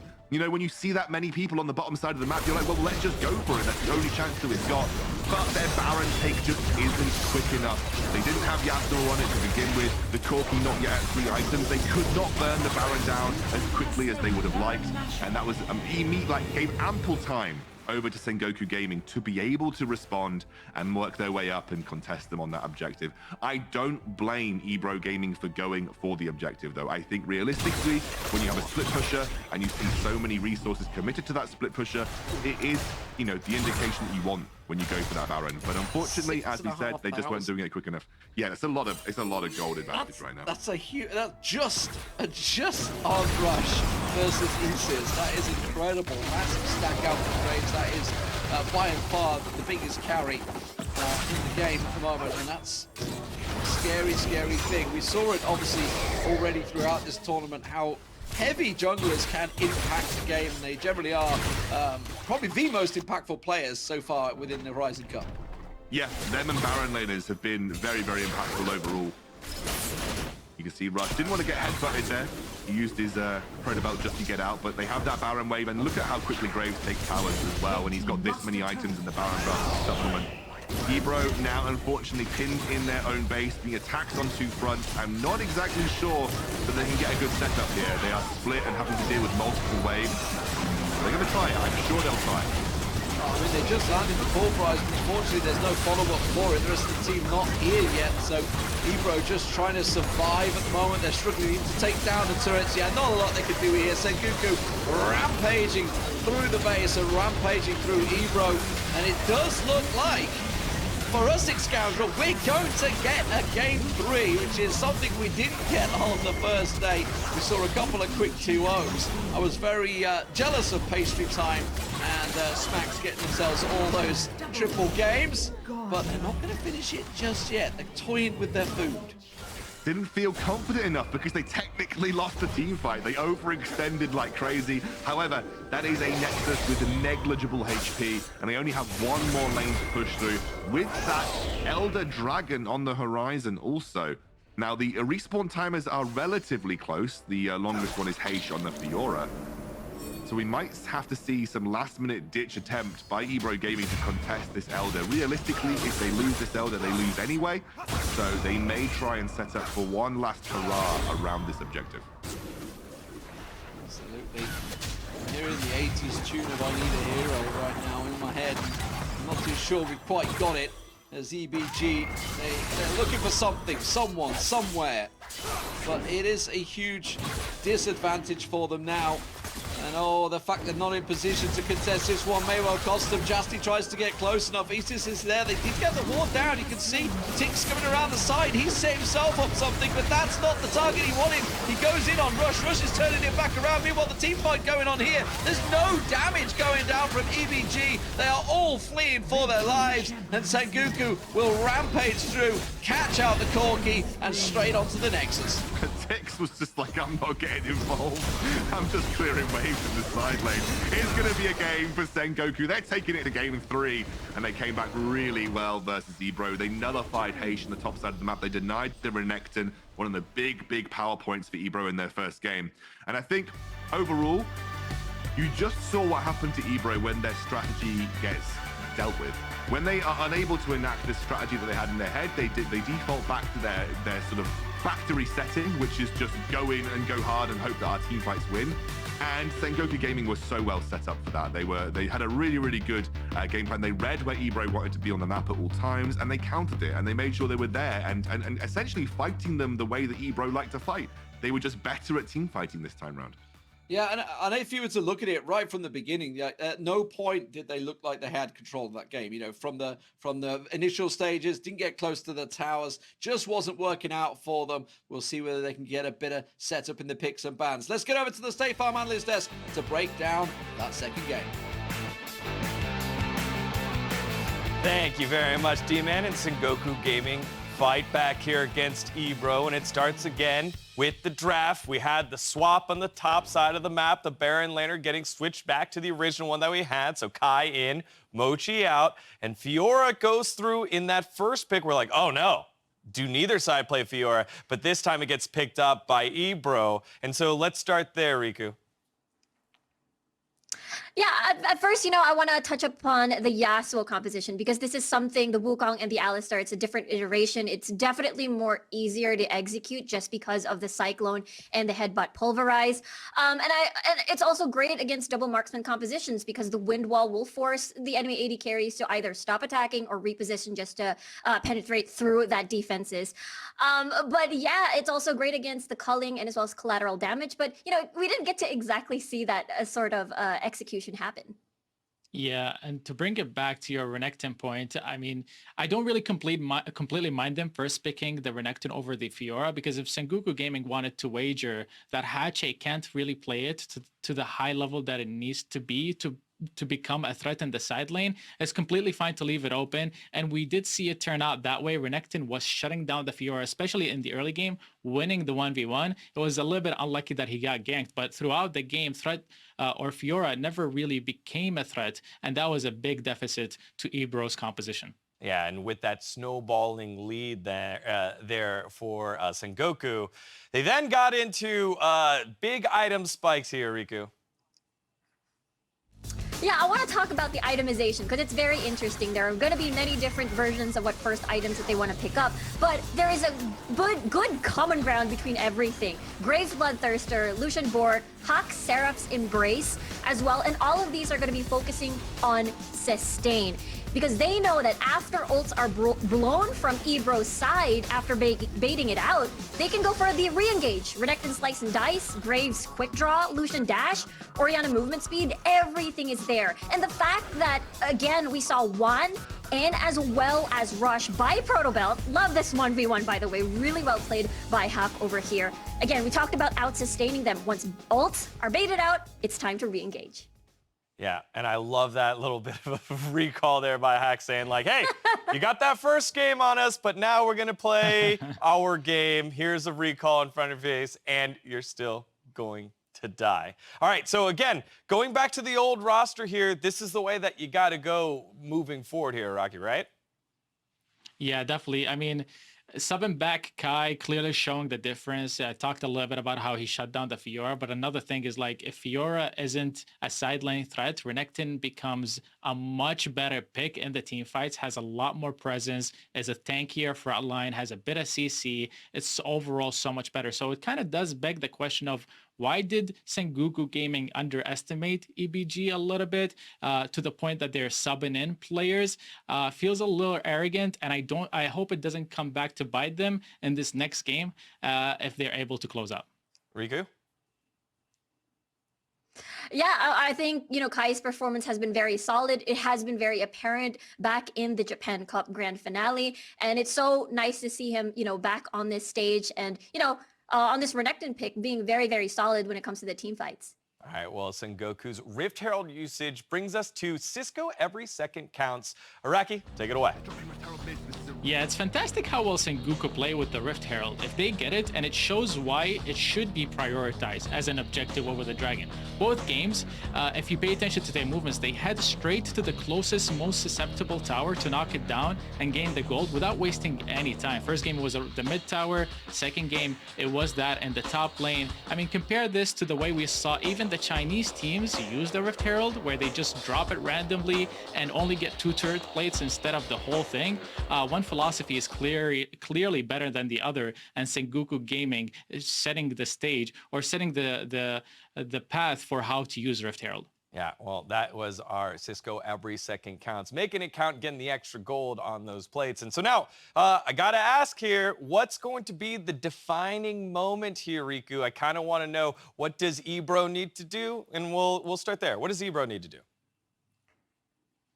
Okay, for EBRO, they basically have to replicate what they did in game number 1, where they're the ones who is able to set the stage, set the pace, and control the early to mid game. And because they will get that early lead, if they do manage to replicate that, then, basically early objectives, they'll be a bit more confident in taking these fights, because what we saw from Sengoku Gaming in game number 2 is that, again, what Iraqi mentioned, they focused on top side, opened up the map very early, and get that early gold for the Renekton. Also, EBRO's drafts are pretty smart. Just to put it very simply, they always have a DAP versatility across their composition, and the combos that they usually also pair up, like last game we saw the Yasuo Wukong, it didn't work out quite like how they hoped to, but their drafts are definitely their strong points, and I want to see more of that. Just follow up on the execution better, and could definitely close out the series. Well, Araki, I know you like good drafts. I know you like good series, and sometimes maybe you don't know it. You got some good dance moves too during the series. We saw you grooving a little bit there while watching the game. Oh no! Those are pretty good. I love it. Oh man, I was worried. Because I knew the camera was still on. I was like, okay, I'm just gonna try to get hyped up a little bit for the show to start. I was like, I hope they don't show this later. I should have been a little bit more careful. All good, man. Well, it's time to get us back into the series, y'all. It's been a great one. Who's gonna win? Let's find out with D-Man and X-Scoundrel. You've got to be careful who's watching, that's for sure, Scoundrel. We've got to be careful who we're doing our dance moves in the background. Yeah, I love it though, I love it. I like the dance moves. Araki's got some rhythm, man. He knows what he's doing. He's got the flow going, pumping himself up. We all have our own little routines to get going, but here is a team that needs to get going. EBRO, they look fantastic in game 1, but absolutely withered away to Sengoku in game 2. And I do feel this pick and ban phase could be crucial. I think so, absolutely. Renekton clearly a power pick for both teams. I would not be surprised to see that in the bans, especially if you're red side. I think the blue side first pick Renekton has proved pretty pivotal in both games so far. And I think, given that it is side selection, I believe, for EBRO Gaming, they may have now opted to go back onto that blue side for the hopes of picking up that particular champion. But I think if you're Sengoku, you adapt your strategy here. Renekton has very few counters. It's quite difficult to deal with. And so I wouldn't be amiss to seeing that one get banned away. No, absolutely not. So let's see if they change it around. They went for the Fiora, didn't really pay off for Hache. It is going to be the standard Lee Sin ban. Expect a couple, probably a Ziggs ban in there, a Senna ban coming out from Sengoku. Yeah, what a surprise. Probably the Riven ban once again. It doesn't look like they're going to be adapting those ban strategies. And in fairness, if I was to think of how the champions have been played, I don't think anything's really called for it just yet. I agree with you 100% there. I just really now I'm focusing in on this final ban for Sengoku Gaming.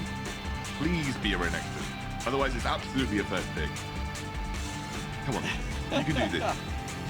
I mean, I was surprised we didn't get the Darius into it, in fairness. They did go with the Fiora into it and try and get that working. But yeah, I was very surprised. It's going to be the Riven again. And I've said it twice already. I don't feel that Riven ban is worth it. I think they could have probably taken the Riven themselves, because I don't think EBRO have any intention to play Riven. No, at least Riven is a riskier pick than Renekton, and I think offers a little less team utility. You can see the Alistar, they clap in. They knew that was coming. Oh, sorry, they take the Alistar. Oh, sorry, they're taking the Alistar away from Jastley. Yeah, sorry, my brain just twigged that one. Yeah, so the Orianna denial and the Alistar denial here. So that removes some of that beefy front line. We will see the Graves. It's a pretty solid combo with the Renekton. But now Jastley has got to rethink about what he may want. There aren't many other supports that fulfill that niche other than the Braum. And with the Lucian getting locked in here, that does indicate to me that EBRO Gaming might be thinking about the Braum as an option on this next rotation. Clearly don't need to take it now because you know who the support from the enemy is going to be. So they're going to pick up the Lucian instead. It always interests me when we get into these matches, especially in best of 3, best of 5s, that teams do often sort of get locked into this sort of same champion pull mentality, rather than thinking, okay, we know they're going to roughly pick this, what could we counter? But of course, obviously it's dangerous. If you try and counter it, they could have something else up their sleeve. But at the moment, it does seem that actually they're going almost with what EBG played in their first setup themselves, with the Kai'Sa, Alistar, Orianna, and the Darius coming in once again. This time for Kaya, of course, they did swap out the player, see what he can do in the Darius versus Renekton. I think Darius is one of the better answers. Darius is a very, very good tool at just cutting through beefy front lines, because obviously that true damage is going to deal that damage no matter what. And so Darius is very good at cutting through tanks, right? He builds up those stacks, and you're always going to have that ability to deal a huge chunk of damage to the front line, making it more difficult for you to action as a Renekton. So I think Darius is usually one of the best competitive answers to Renekton in the Baron lane. But that is going to be Tikz playing the Twisted Fate now.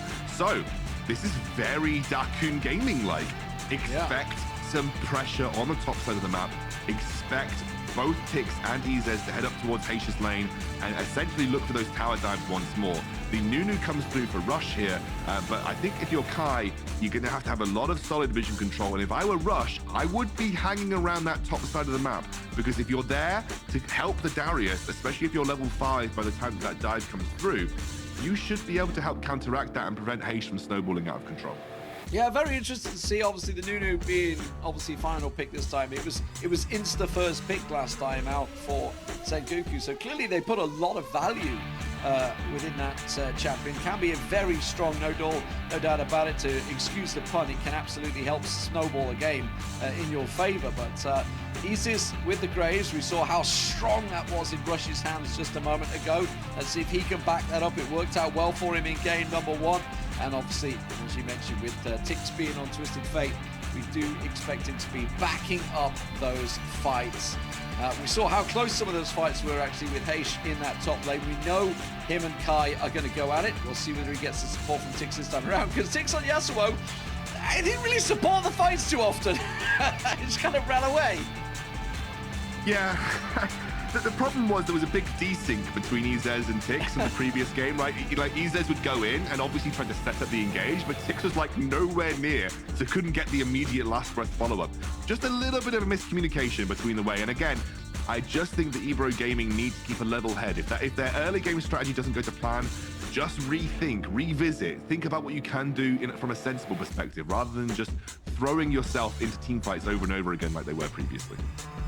Well, there we go, ladies and gentlemen. Something, this could really decide how this group is going to go for Sengoku. They need a win. Obviously, they lost to Thunder Talk yesterday, 2-1 in a very close game, which is why coming into this matchup, they were by and far massive favorites to go against EBRO Gaming. But EBRO shocking just about everyone, including themselves, just judging by their body language afterwards, is that they came out on top and actually currently tied 1 apiece. They themselves have 2 losses so far to Team Secret and to Team Queso on day 1. So this is really a must-win game for EBRO. For Sengoku, pretty much the same, because if they lose this one, well, with the top 3 sort of going through in the groups, we don't really know where this one could go. We do have Queso versus Secret to follow this matchup, but right now we will see who can come out on top. This is a very important game for EBRO as well, because if they don't get a win here, it is looking very unlikely that they make it out of the group. So this is almost feels like a must-win series for EBRO Gaming to keep their hopes alive of making it to the later stages of the Horizon Cup. They definitely came out with a huge swing versus Sengoku in that first game. They just need to channel that same energy here. They've definitely got the type of composition that can do it. They've got a strong bot lane that should have a lot of priority. The Lucian Braum is, like as I said, a tried and tested combo that has worked for many years, even in the PC League version. And they have a strong top side as well, where if you invest the resources early, again, Hache can be that frontliner that is very difficult to deal with. So they do have a good setup right now to find success in this game. It does revolve around having that good mid-game with Hache and Kite being strong contenders on their 2 item spikes. But I just want to see them. They are, look at it, like clockwork, mate, like clockwork. They're heading up towards the top side of the map. Yeah, now, Kite just went towards the Gromp, actually. I was assuming he was going to be warding or something, but I don't really know what he was kind of looking at back there. He went almost round to the tri-bush. I was keeping my eye on the minimap to see where he was going, and then sort of came back around, whether they was trying to set something up or find the jungle pathing. I think was probably the most likely, having a little peek to try and see if he can help out here. But he is going to get pulled upon here. Kite in, well, not too much trouble. Does have the support of Hache and forces Ezzez to go back. Ezzez will now head into his own blue side jungle. Unfortunately, they were just a little slow on the rotate there. I understand what they were trying to do. Hache was engaging the Darius in a brawl, hoping to then draw the gold card from Tikz to then finalize that kill and get himself off to a first blood early start.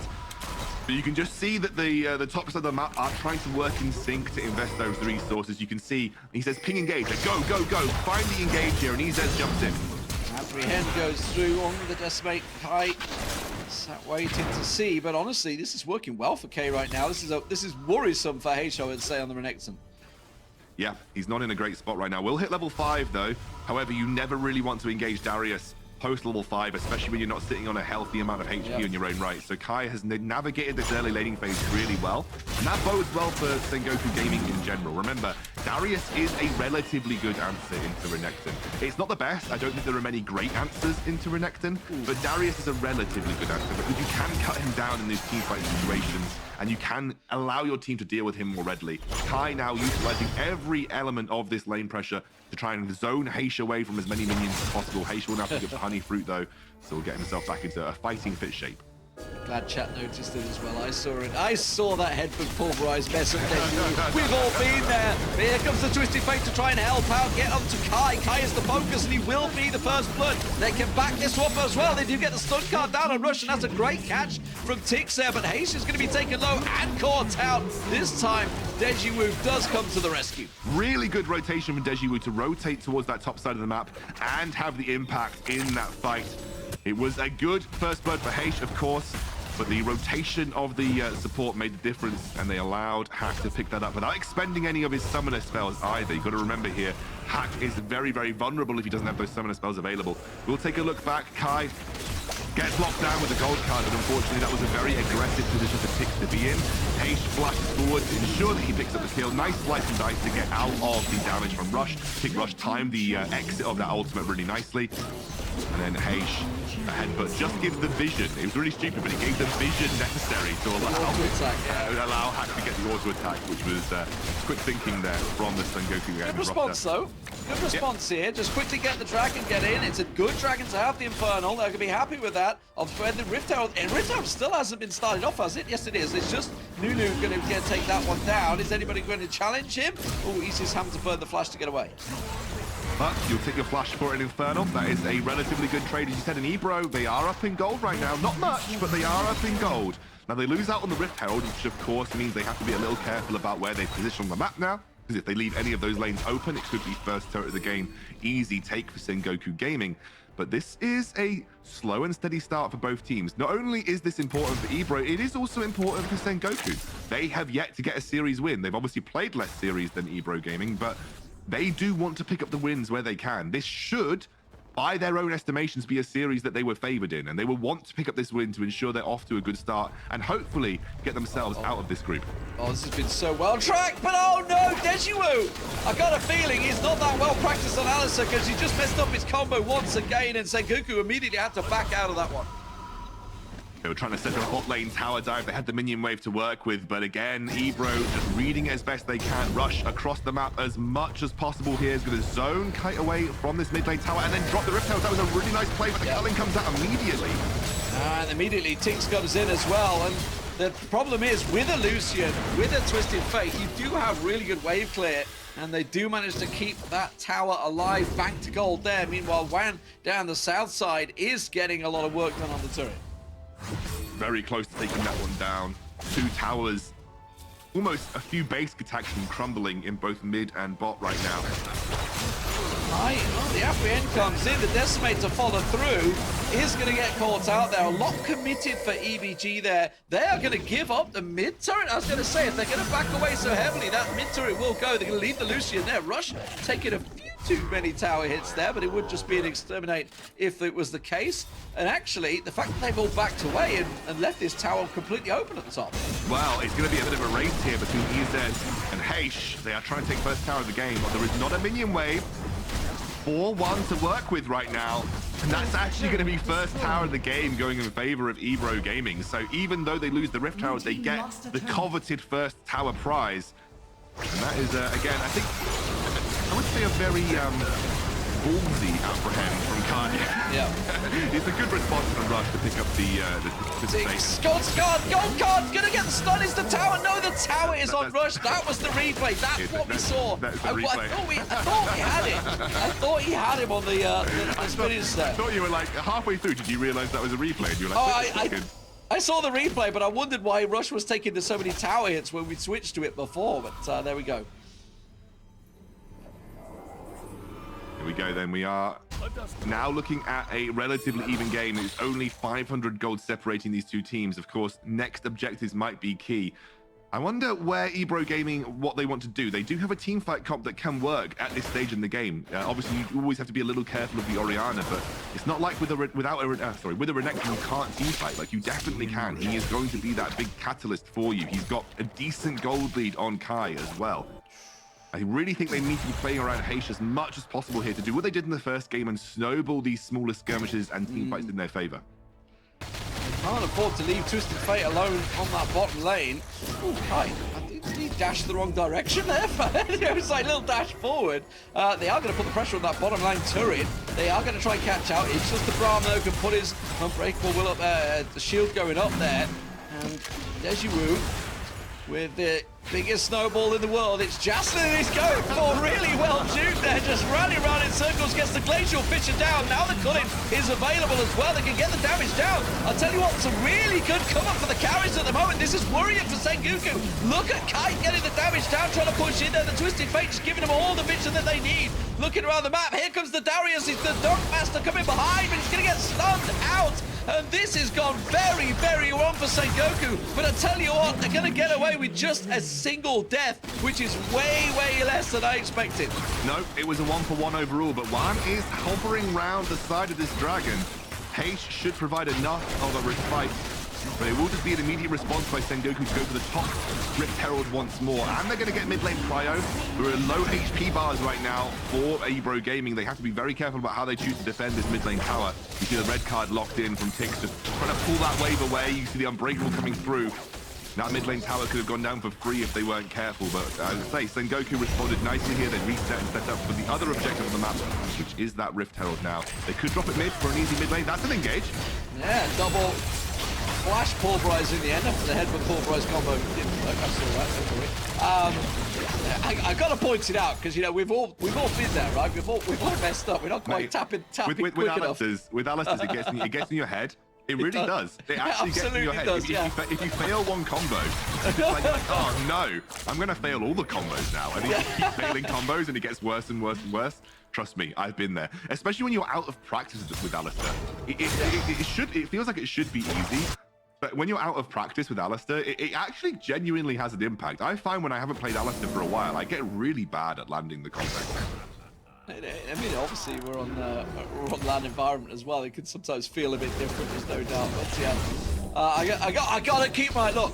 These are pro players. If they miss a combo, for us bronzes and golds and silvers of the world, you know, anyone that's out there that's sort of struggling down in Emerald or something like that, and you know, there's a chance for you guys. Speak for yourself, lately. I'm not one. Oh no, mate, you've been carried your way up to Grandmaster, no doubt. Mr. Support, Mr. Support. Who's carried you? Did Hells carry you up there? I'm not too sure.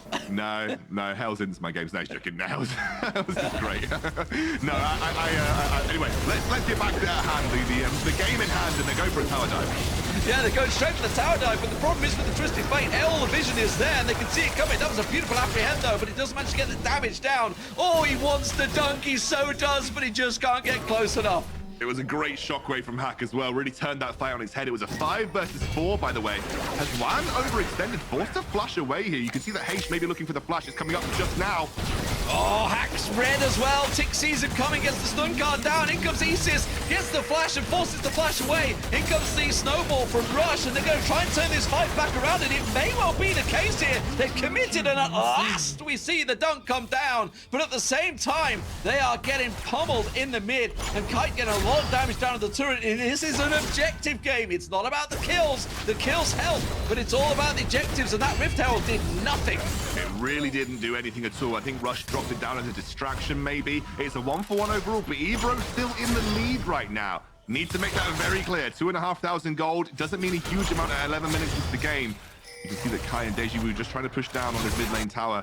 And Kite was so very close to picking that up. It looks like Hache doesn't want to contest this by himself. Even though they have the vision control to support a anti-dive situation, they will lose that top lane tier 1.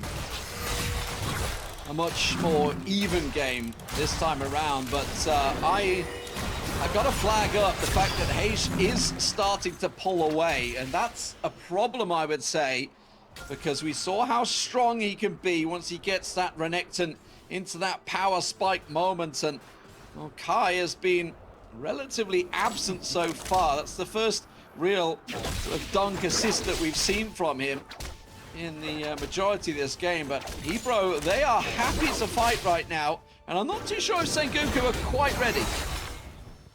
Well, have a look at the item spikes. Orianna has picked up her Rabadon's death cap. That is a huge spike. However, she doesn't have anything defensive. Neither does the Kai'Sa. There is no stasis there, so they are still sitting ducks for a Renekton stun. So you have to keep your eyes on where Hache chooses to apply pressure in these team fights. The Kai'Sa does have the Infinity Edge. It's a weird build for the Kai'Sa. Oh, good catch. Yeah, the Dejiwo does manage to catch a really nice lock up there, but the Glacial Fisher does only catch out the Alistar, so not what they were looking for there. Rush managed to sidestep, and with quite a few things burnt, certainly engage and disengage, it's Sengoku that wants to go for this once again, just tossing the snowball in there. A little catch onto the Renekton. Don't think they're too worried about that. They do manage to headbutt Pulverize, just knock him away. Hache not involved in this fight to the Dragon Spawns.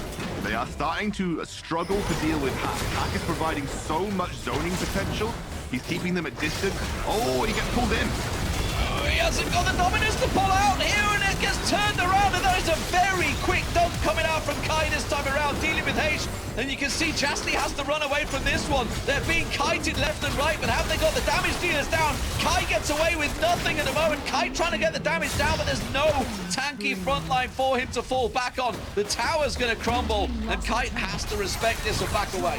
There's a real problem. There's a real gap in the EBRO gaming lineup, and that is there isn't any consistent engage. It is so difficult to find a proper engage versus an Orianna right now, and Hache is running amok on the front line. Overextends just a little bit around the Baron right now. Glacial Fisher's available in just a few seconds. If he can just delay and stay alive, Jastley, he will be able to turn it around, but no, down he goes. The Baron will fall, and it is going to be Sengoku that pick it up, and they continue to get kill after kill of Ezzez just overcommits. Yeah, this is now a big win for Sengoku Gaming. 2 major objectives on the trot. They're going to try and catch out Hache as well. And this game is in danger of slipping away very quickly for EBRO here. It was a tight fight up until that one moment, and Sengoku have capitalized on it so pivotally. They're going to get back and going to get the Dragon down with that Baron play. This is going to work out so well in their favor. The lanes are in their favor as well at the moment in terms of pushing. They could just buff them all up, and away they go. And they're still looking for more. They're going to go in. They catch on to Tikz. Tikz is going to be able to get away with this one. Yeah, he'll be able to get away. He's got a bit of extra movement speed in the form of that Lich Bane, so just walks his way out of the Alistair engage. But I think I've got to praise Hache here for his itemization. Like the very early Rabadons, you don't usually see as many Orianas go for second item Rabadons, but it gives you that power. It gives you that punch that allows you to sort of zone and deal damage before team fights even take place. And because there isn't the kind of like this Alistair, you know, you this kind of like push the button and engage whenever we want, they're struggling to find the right opportunity. The best form of engage this team has is a slice and dice into flash stun from Hache. But that, of course, is completely gated by flash cooldown. The other way is maybe a Glacial Fissure, but it's so easy to play around that I think it's really, really much a struggle right now for EBRO Gaming. The next best spike they've got is the Rapid Fire Cannon on the Twisted Fate. That does give them a slightly extended range to their engage, but again, it is only single targets, and you're very likely only going to be catching out Rush, Kite, or Dejiwo, who are tanky enough to sustain that kind of engage. I think that this Oriana has helped create the space necessary to allow something else. They allowed SD to essentially zone away the engages from EBRO Gaming whenever they're trying to look at it.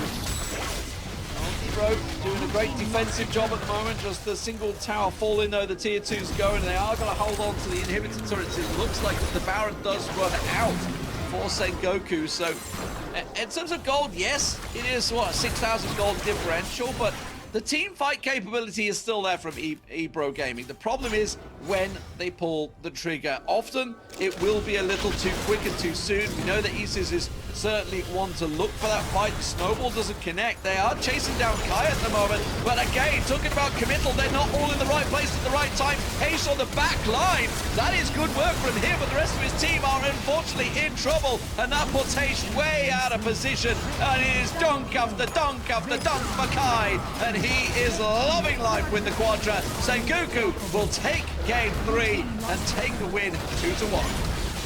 Brilliant performance from them. They absolutely came back in style over these last 2 games, and they will take the Nexus. Deservedly the winners here. I think they absolutely were the better team from the outset, but EBRO showed us something that we hadn't seen from them. Both Game 1 and Game 3 had been fantastic in terms of their early to mid game, but I think Sengoku had their number this time round with the Oriana pick. It was just creating so much space, and I think EBRO, without that immediate form of engage, without things like the Jarvan and the Alistair, they struggle to be proactive in the way they want to play the game, and that's something that I think was one of their major strengths, D-Man. Their proactivity and their ability to just be aggressive and force engagement when they wanted was absolutely fantastic. But honestly, Sengoku, you deserve this. You played so well yesterday. It's great to get a win on the board. I think the entire team had a great series. Hache, especially in that last game on the Oriana, played an excellent game. Yeah, and in all honesty, I think everybody would have predicted Sengoku for the win. I don't think anyone would have predicted it being as close as it was. Even up until that single team fight where it finally swung in Sengoku's favor, it really could have gone either way. If it was already down to the engage, it was just sort of a misengage in the end there. Quick cheeky selfie for Sengoku. Very happy. A very lively team, I think it's safe to say. Very happy team. We've seen the play with the smiles in the face. And I think for the first time, we've seen EBRO actually looking a little down. As they've normally been carrying, still with a smile on their face. You know, they turned on. They knew they were ranked underdogs, sort of in this tournament, coming into this group as well. It's a tough group for them. But I think they're going to be happy with their performance if they were to reflect back on it overall and just see the smallest of changes that could have won them the fight. Fantastic game overall, Excadrill. We've got another to go, so let's take ourselves a little breather and get over to the analyst desk. Thank you very much, D-Man. And Sengoku loosely translates to the warring states. And that series had war all over it. Fights after fights. Sengoku Gaming get the win 2-1 here, Rocky. Yeah, they do. And blue side draft has been so massive in this series between these two particular teams because it seems like the top laners do share a lot of the same picks. No Fiora for either. Renekton is a big one for both. They're both good on it. And it made the blue side in draft really important because you can pick the Renekton early on and secure it. I know EBRO Gaming didn't win this game, but it still pulled through really big in the early game. And possibly a weakness that the other teams can exploit with Sengoku Gaming is the top lane champion pool. I think Sengoku will need to identify that and prepare a different answer to the Renekton besides the Darius, unless they find a different way to put a little bit more resources on that side of the map and not allow the Darius to fall far behind. Yeah, and for me, I gotta commend Sengoku's crazy team fight and positioning. You know, Hache had no deaths, Dejiwo had no deaths at the end of this match. And, you know, there's a certain point around the third dragon fight where, you know, Tikz attempted a gold card flank using that Destiny. And, you know, the whole team just immediately switched targets. So everyone is on the same page from Sengoku. Everyone pivots right away. And it's just such a good look for Sengoku when it comes to the 5v5s. Yeah, and I just wanted to give a quick shout out again to EBRO. Hache coming up huge multiple times, but this moment right here at the Dragon Pit where he gets pulled in before the team's ready, and he's the one that had the most gold most of the time. That's why you saw Tikz get caught over here and chased down here by Hache. That unfortunate moment then led to the picks here, moving to the Baron, and then the I think I can mentality of possibly stopping Sengoku was the downfall for EBRO, but they were able to put a good showing together, get their first win. But it's Sengoku Gaming that get themselves the selfie there at the end, joining the other teams getting the wins. Now, guys, it's been a heck of a series, and that was just the first one. And of course, you got to see a lot of celebrations there. We got to see some cool dance moves there. Look at those. Woo! Right here. It's almost like it rivals our own dance god on the broadcast. Oh, not again. Guys, what are you doing to me? I love it. Who's the better dancer here, Riku? Oh my god. I don't know. I have to give it to one. I mean, those moves are just really, really great. I'm never I think dancing that's on what he's camera doing. again. I'm never dancing in front of camera while it's open. I got you, man. Yeah. I just like the grooving, you know? Just a little two-step is all that you need. Hey, Team Queso and Team Secret, take the stage in Singapore in just a few, and someone may need to get Secret's James a broom because he's calling for clean sweeps for the rest of their group stage matches. Let's take a listen. The energy right now when it comes to our team is very positive because like we got our first win and it's a lot of booster when it comes to our confidence. It's a big win because especially when it comes to the tournament system wherein you need to win the series to get 1 point, and that 1 point is very huge to get us into the playoffs. We were having fun, but at the same time I was controlling the team atmosphere because we don't want to get very hyped up and then throw our lead. So yeah, we just controlled the momentum. They are a team that just kind of keeps getting better. I think we have what it takes to win the group because we are confident that we can sweep our next 3 matches. We are very confident because we worked so hard for this event, and I think that we will make it to the playoffs. To the rest of the Wild Rift fans out there, watch out for Team Secret because we're gonna come in huge.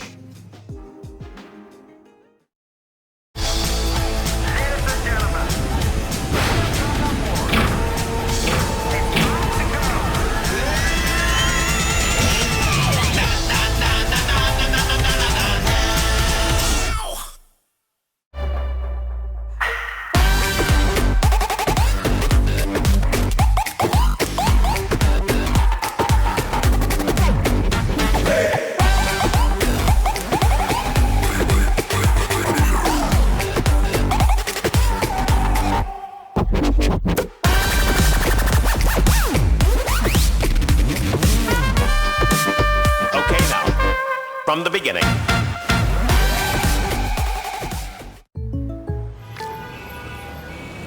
What's going on?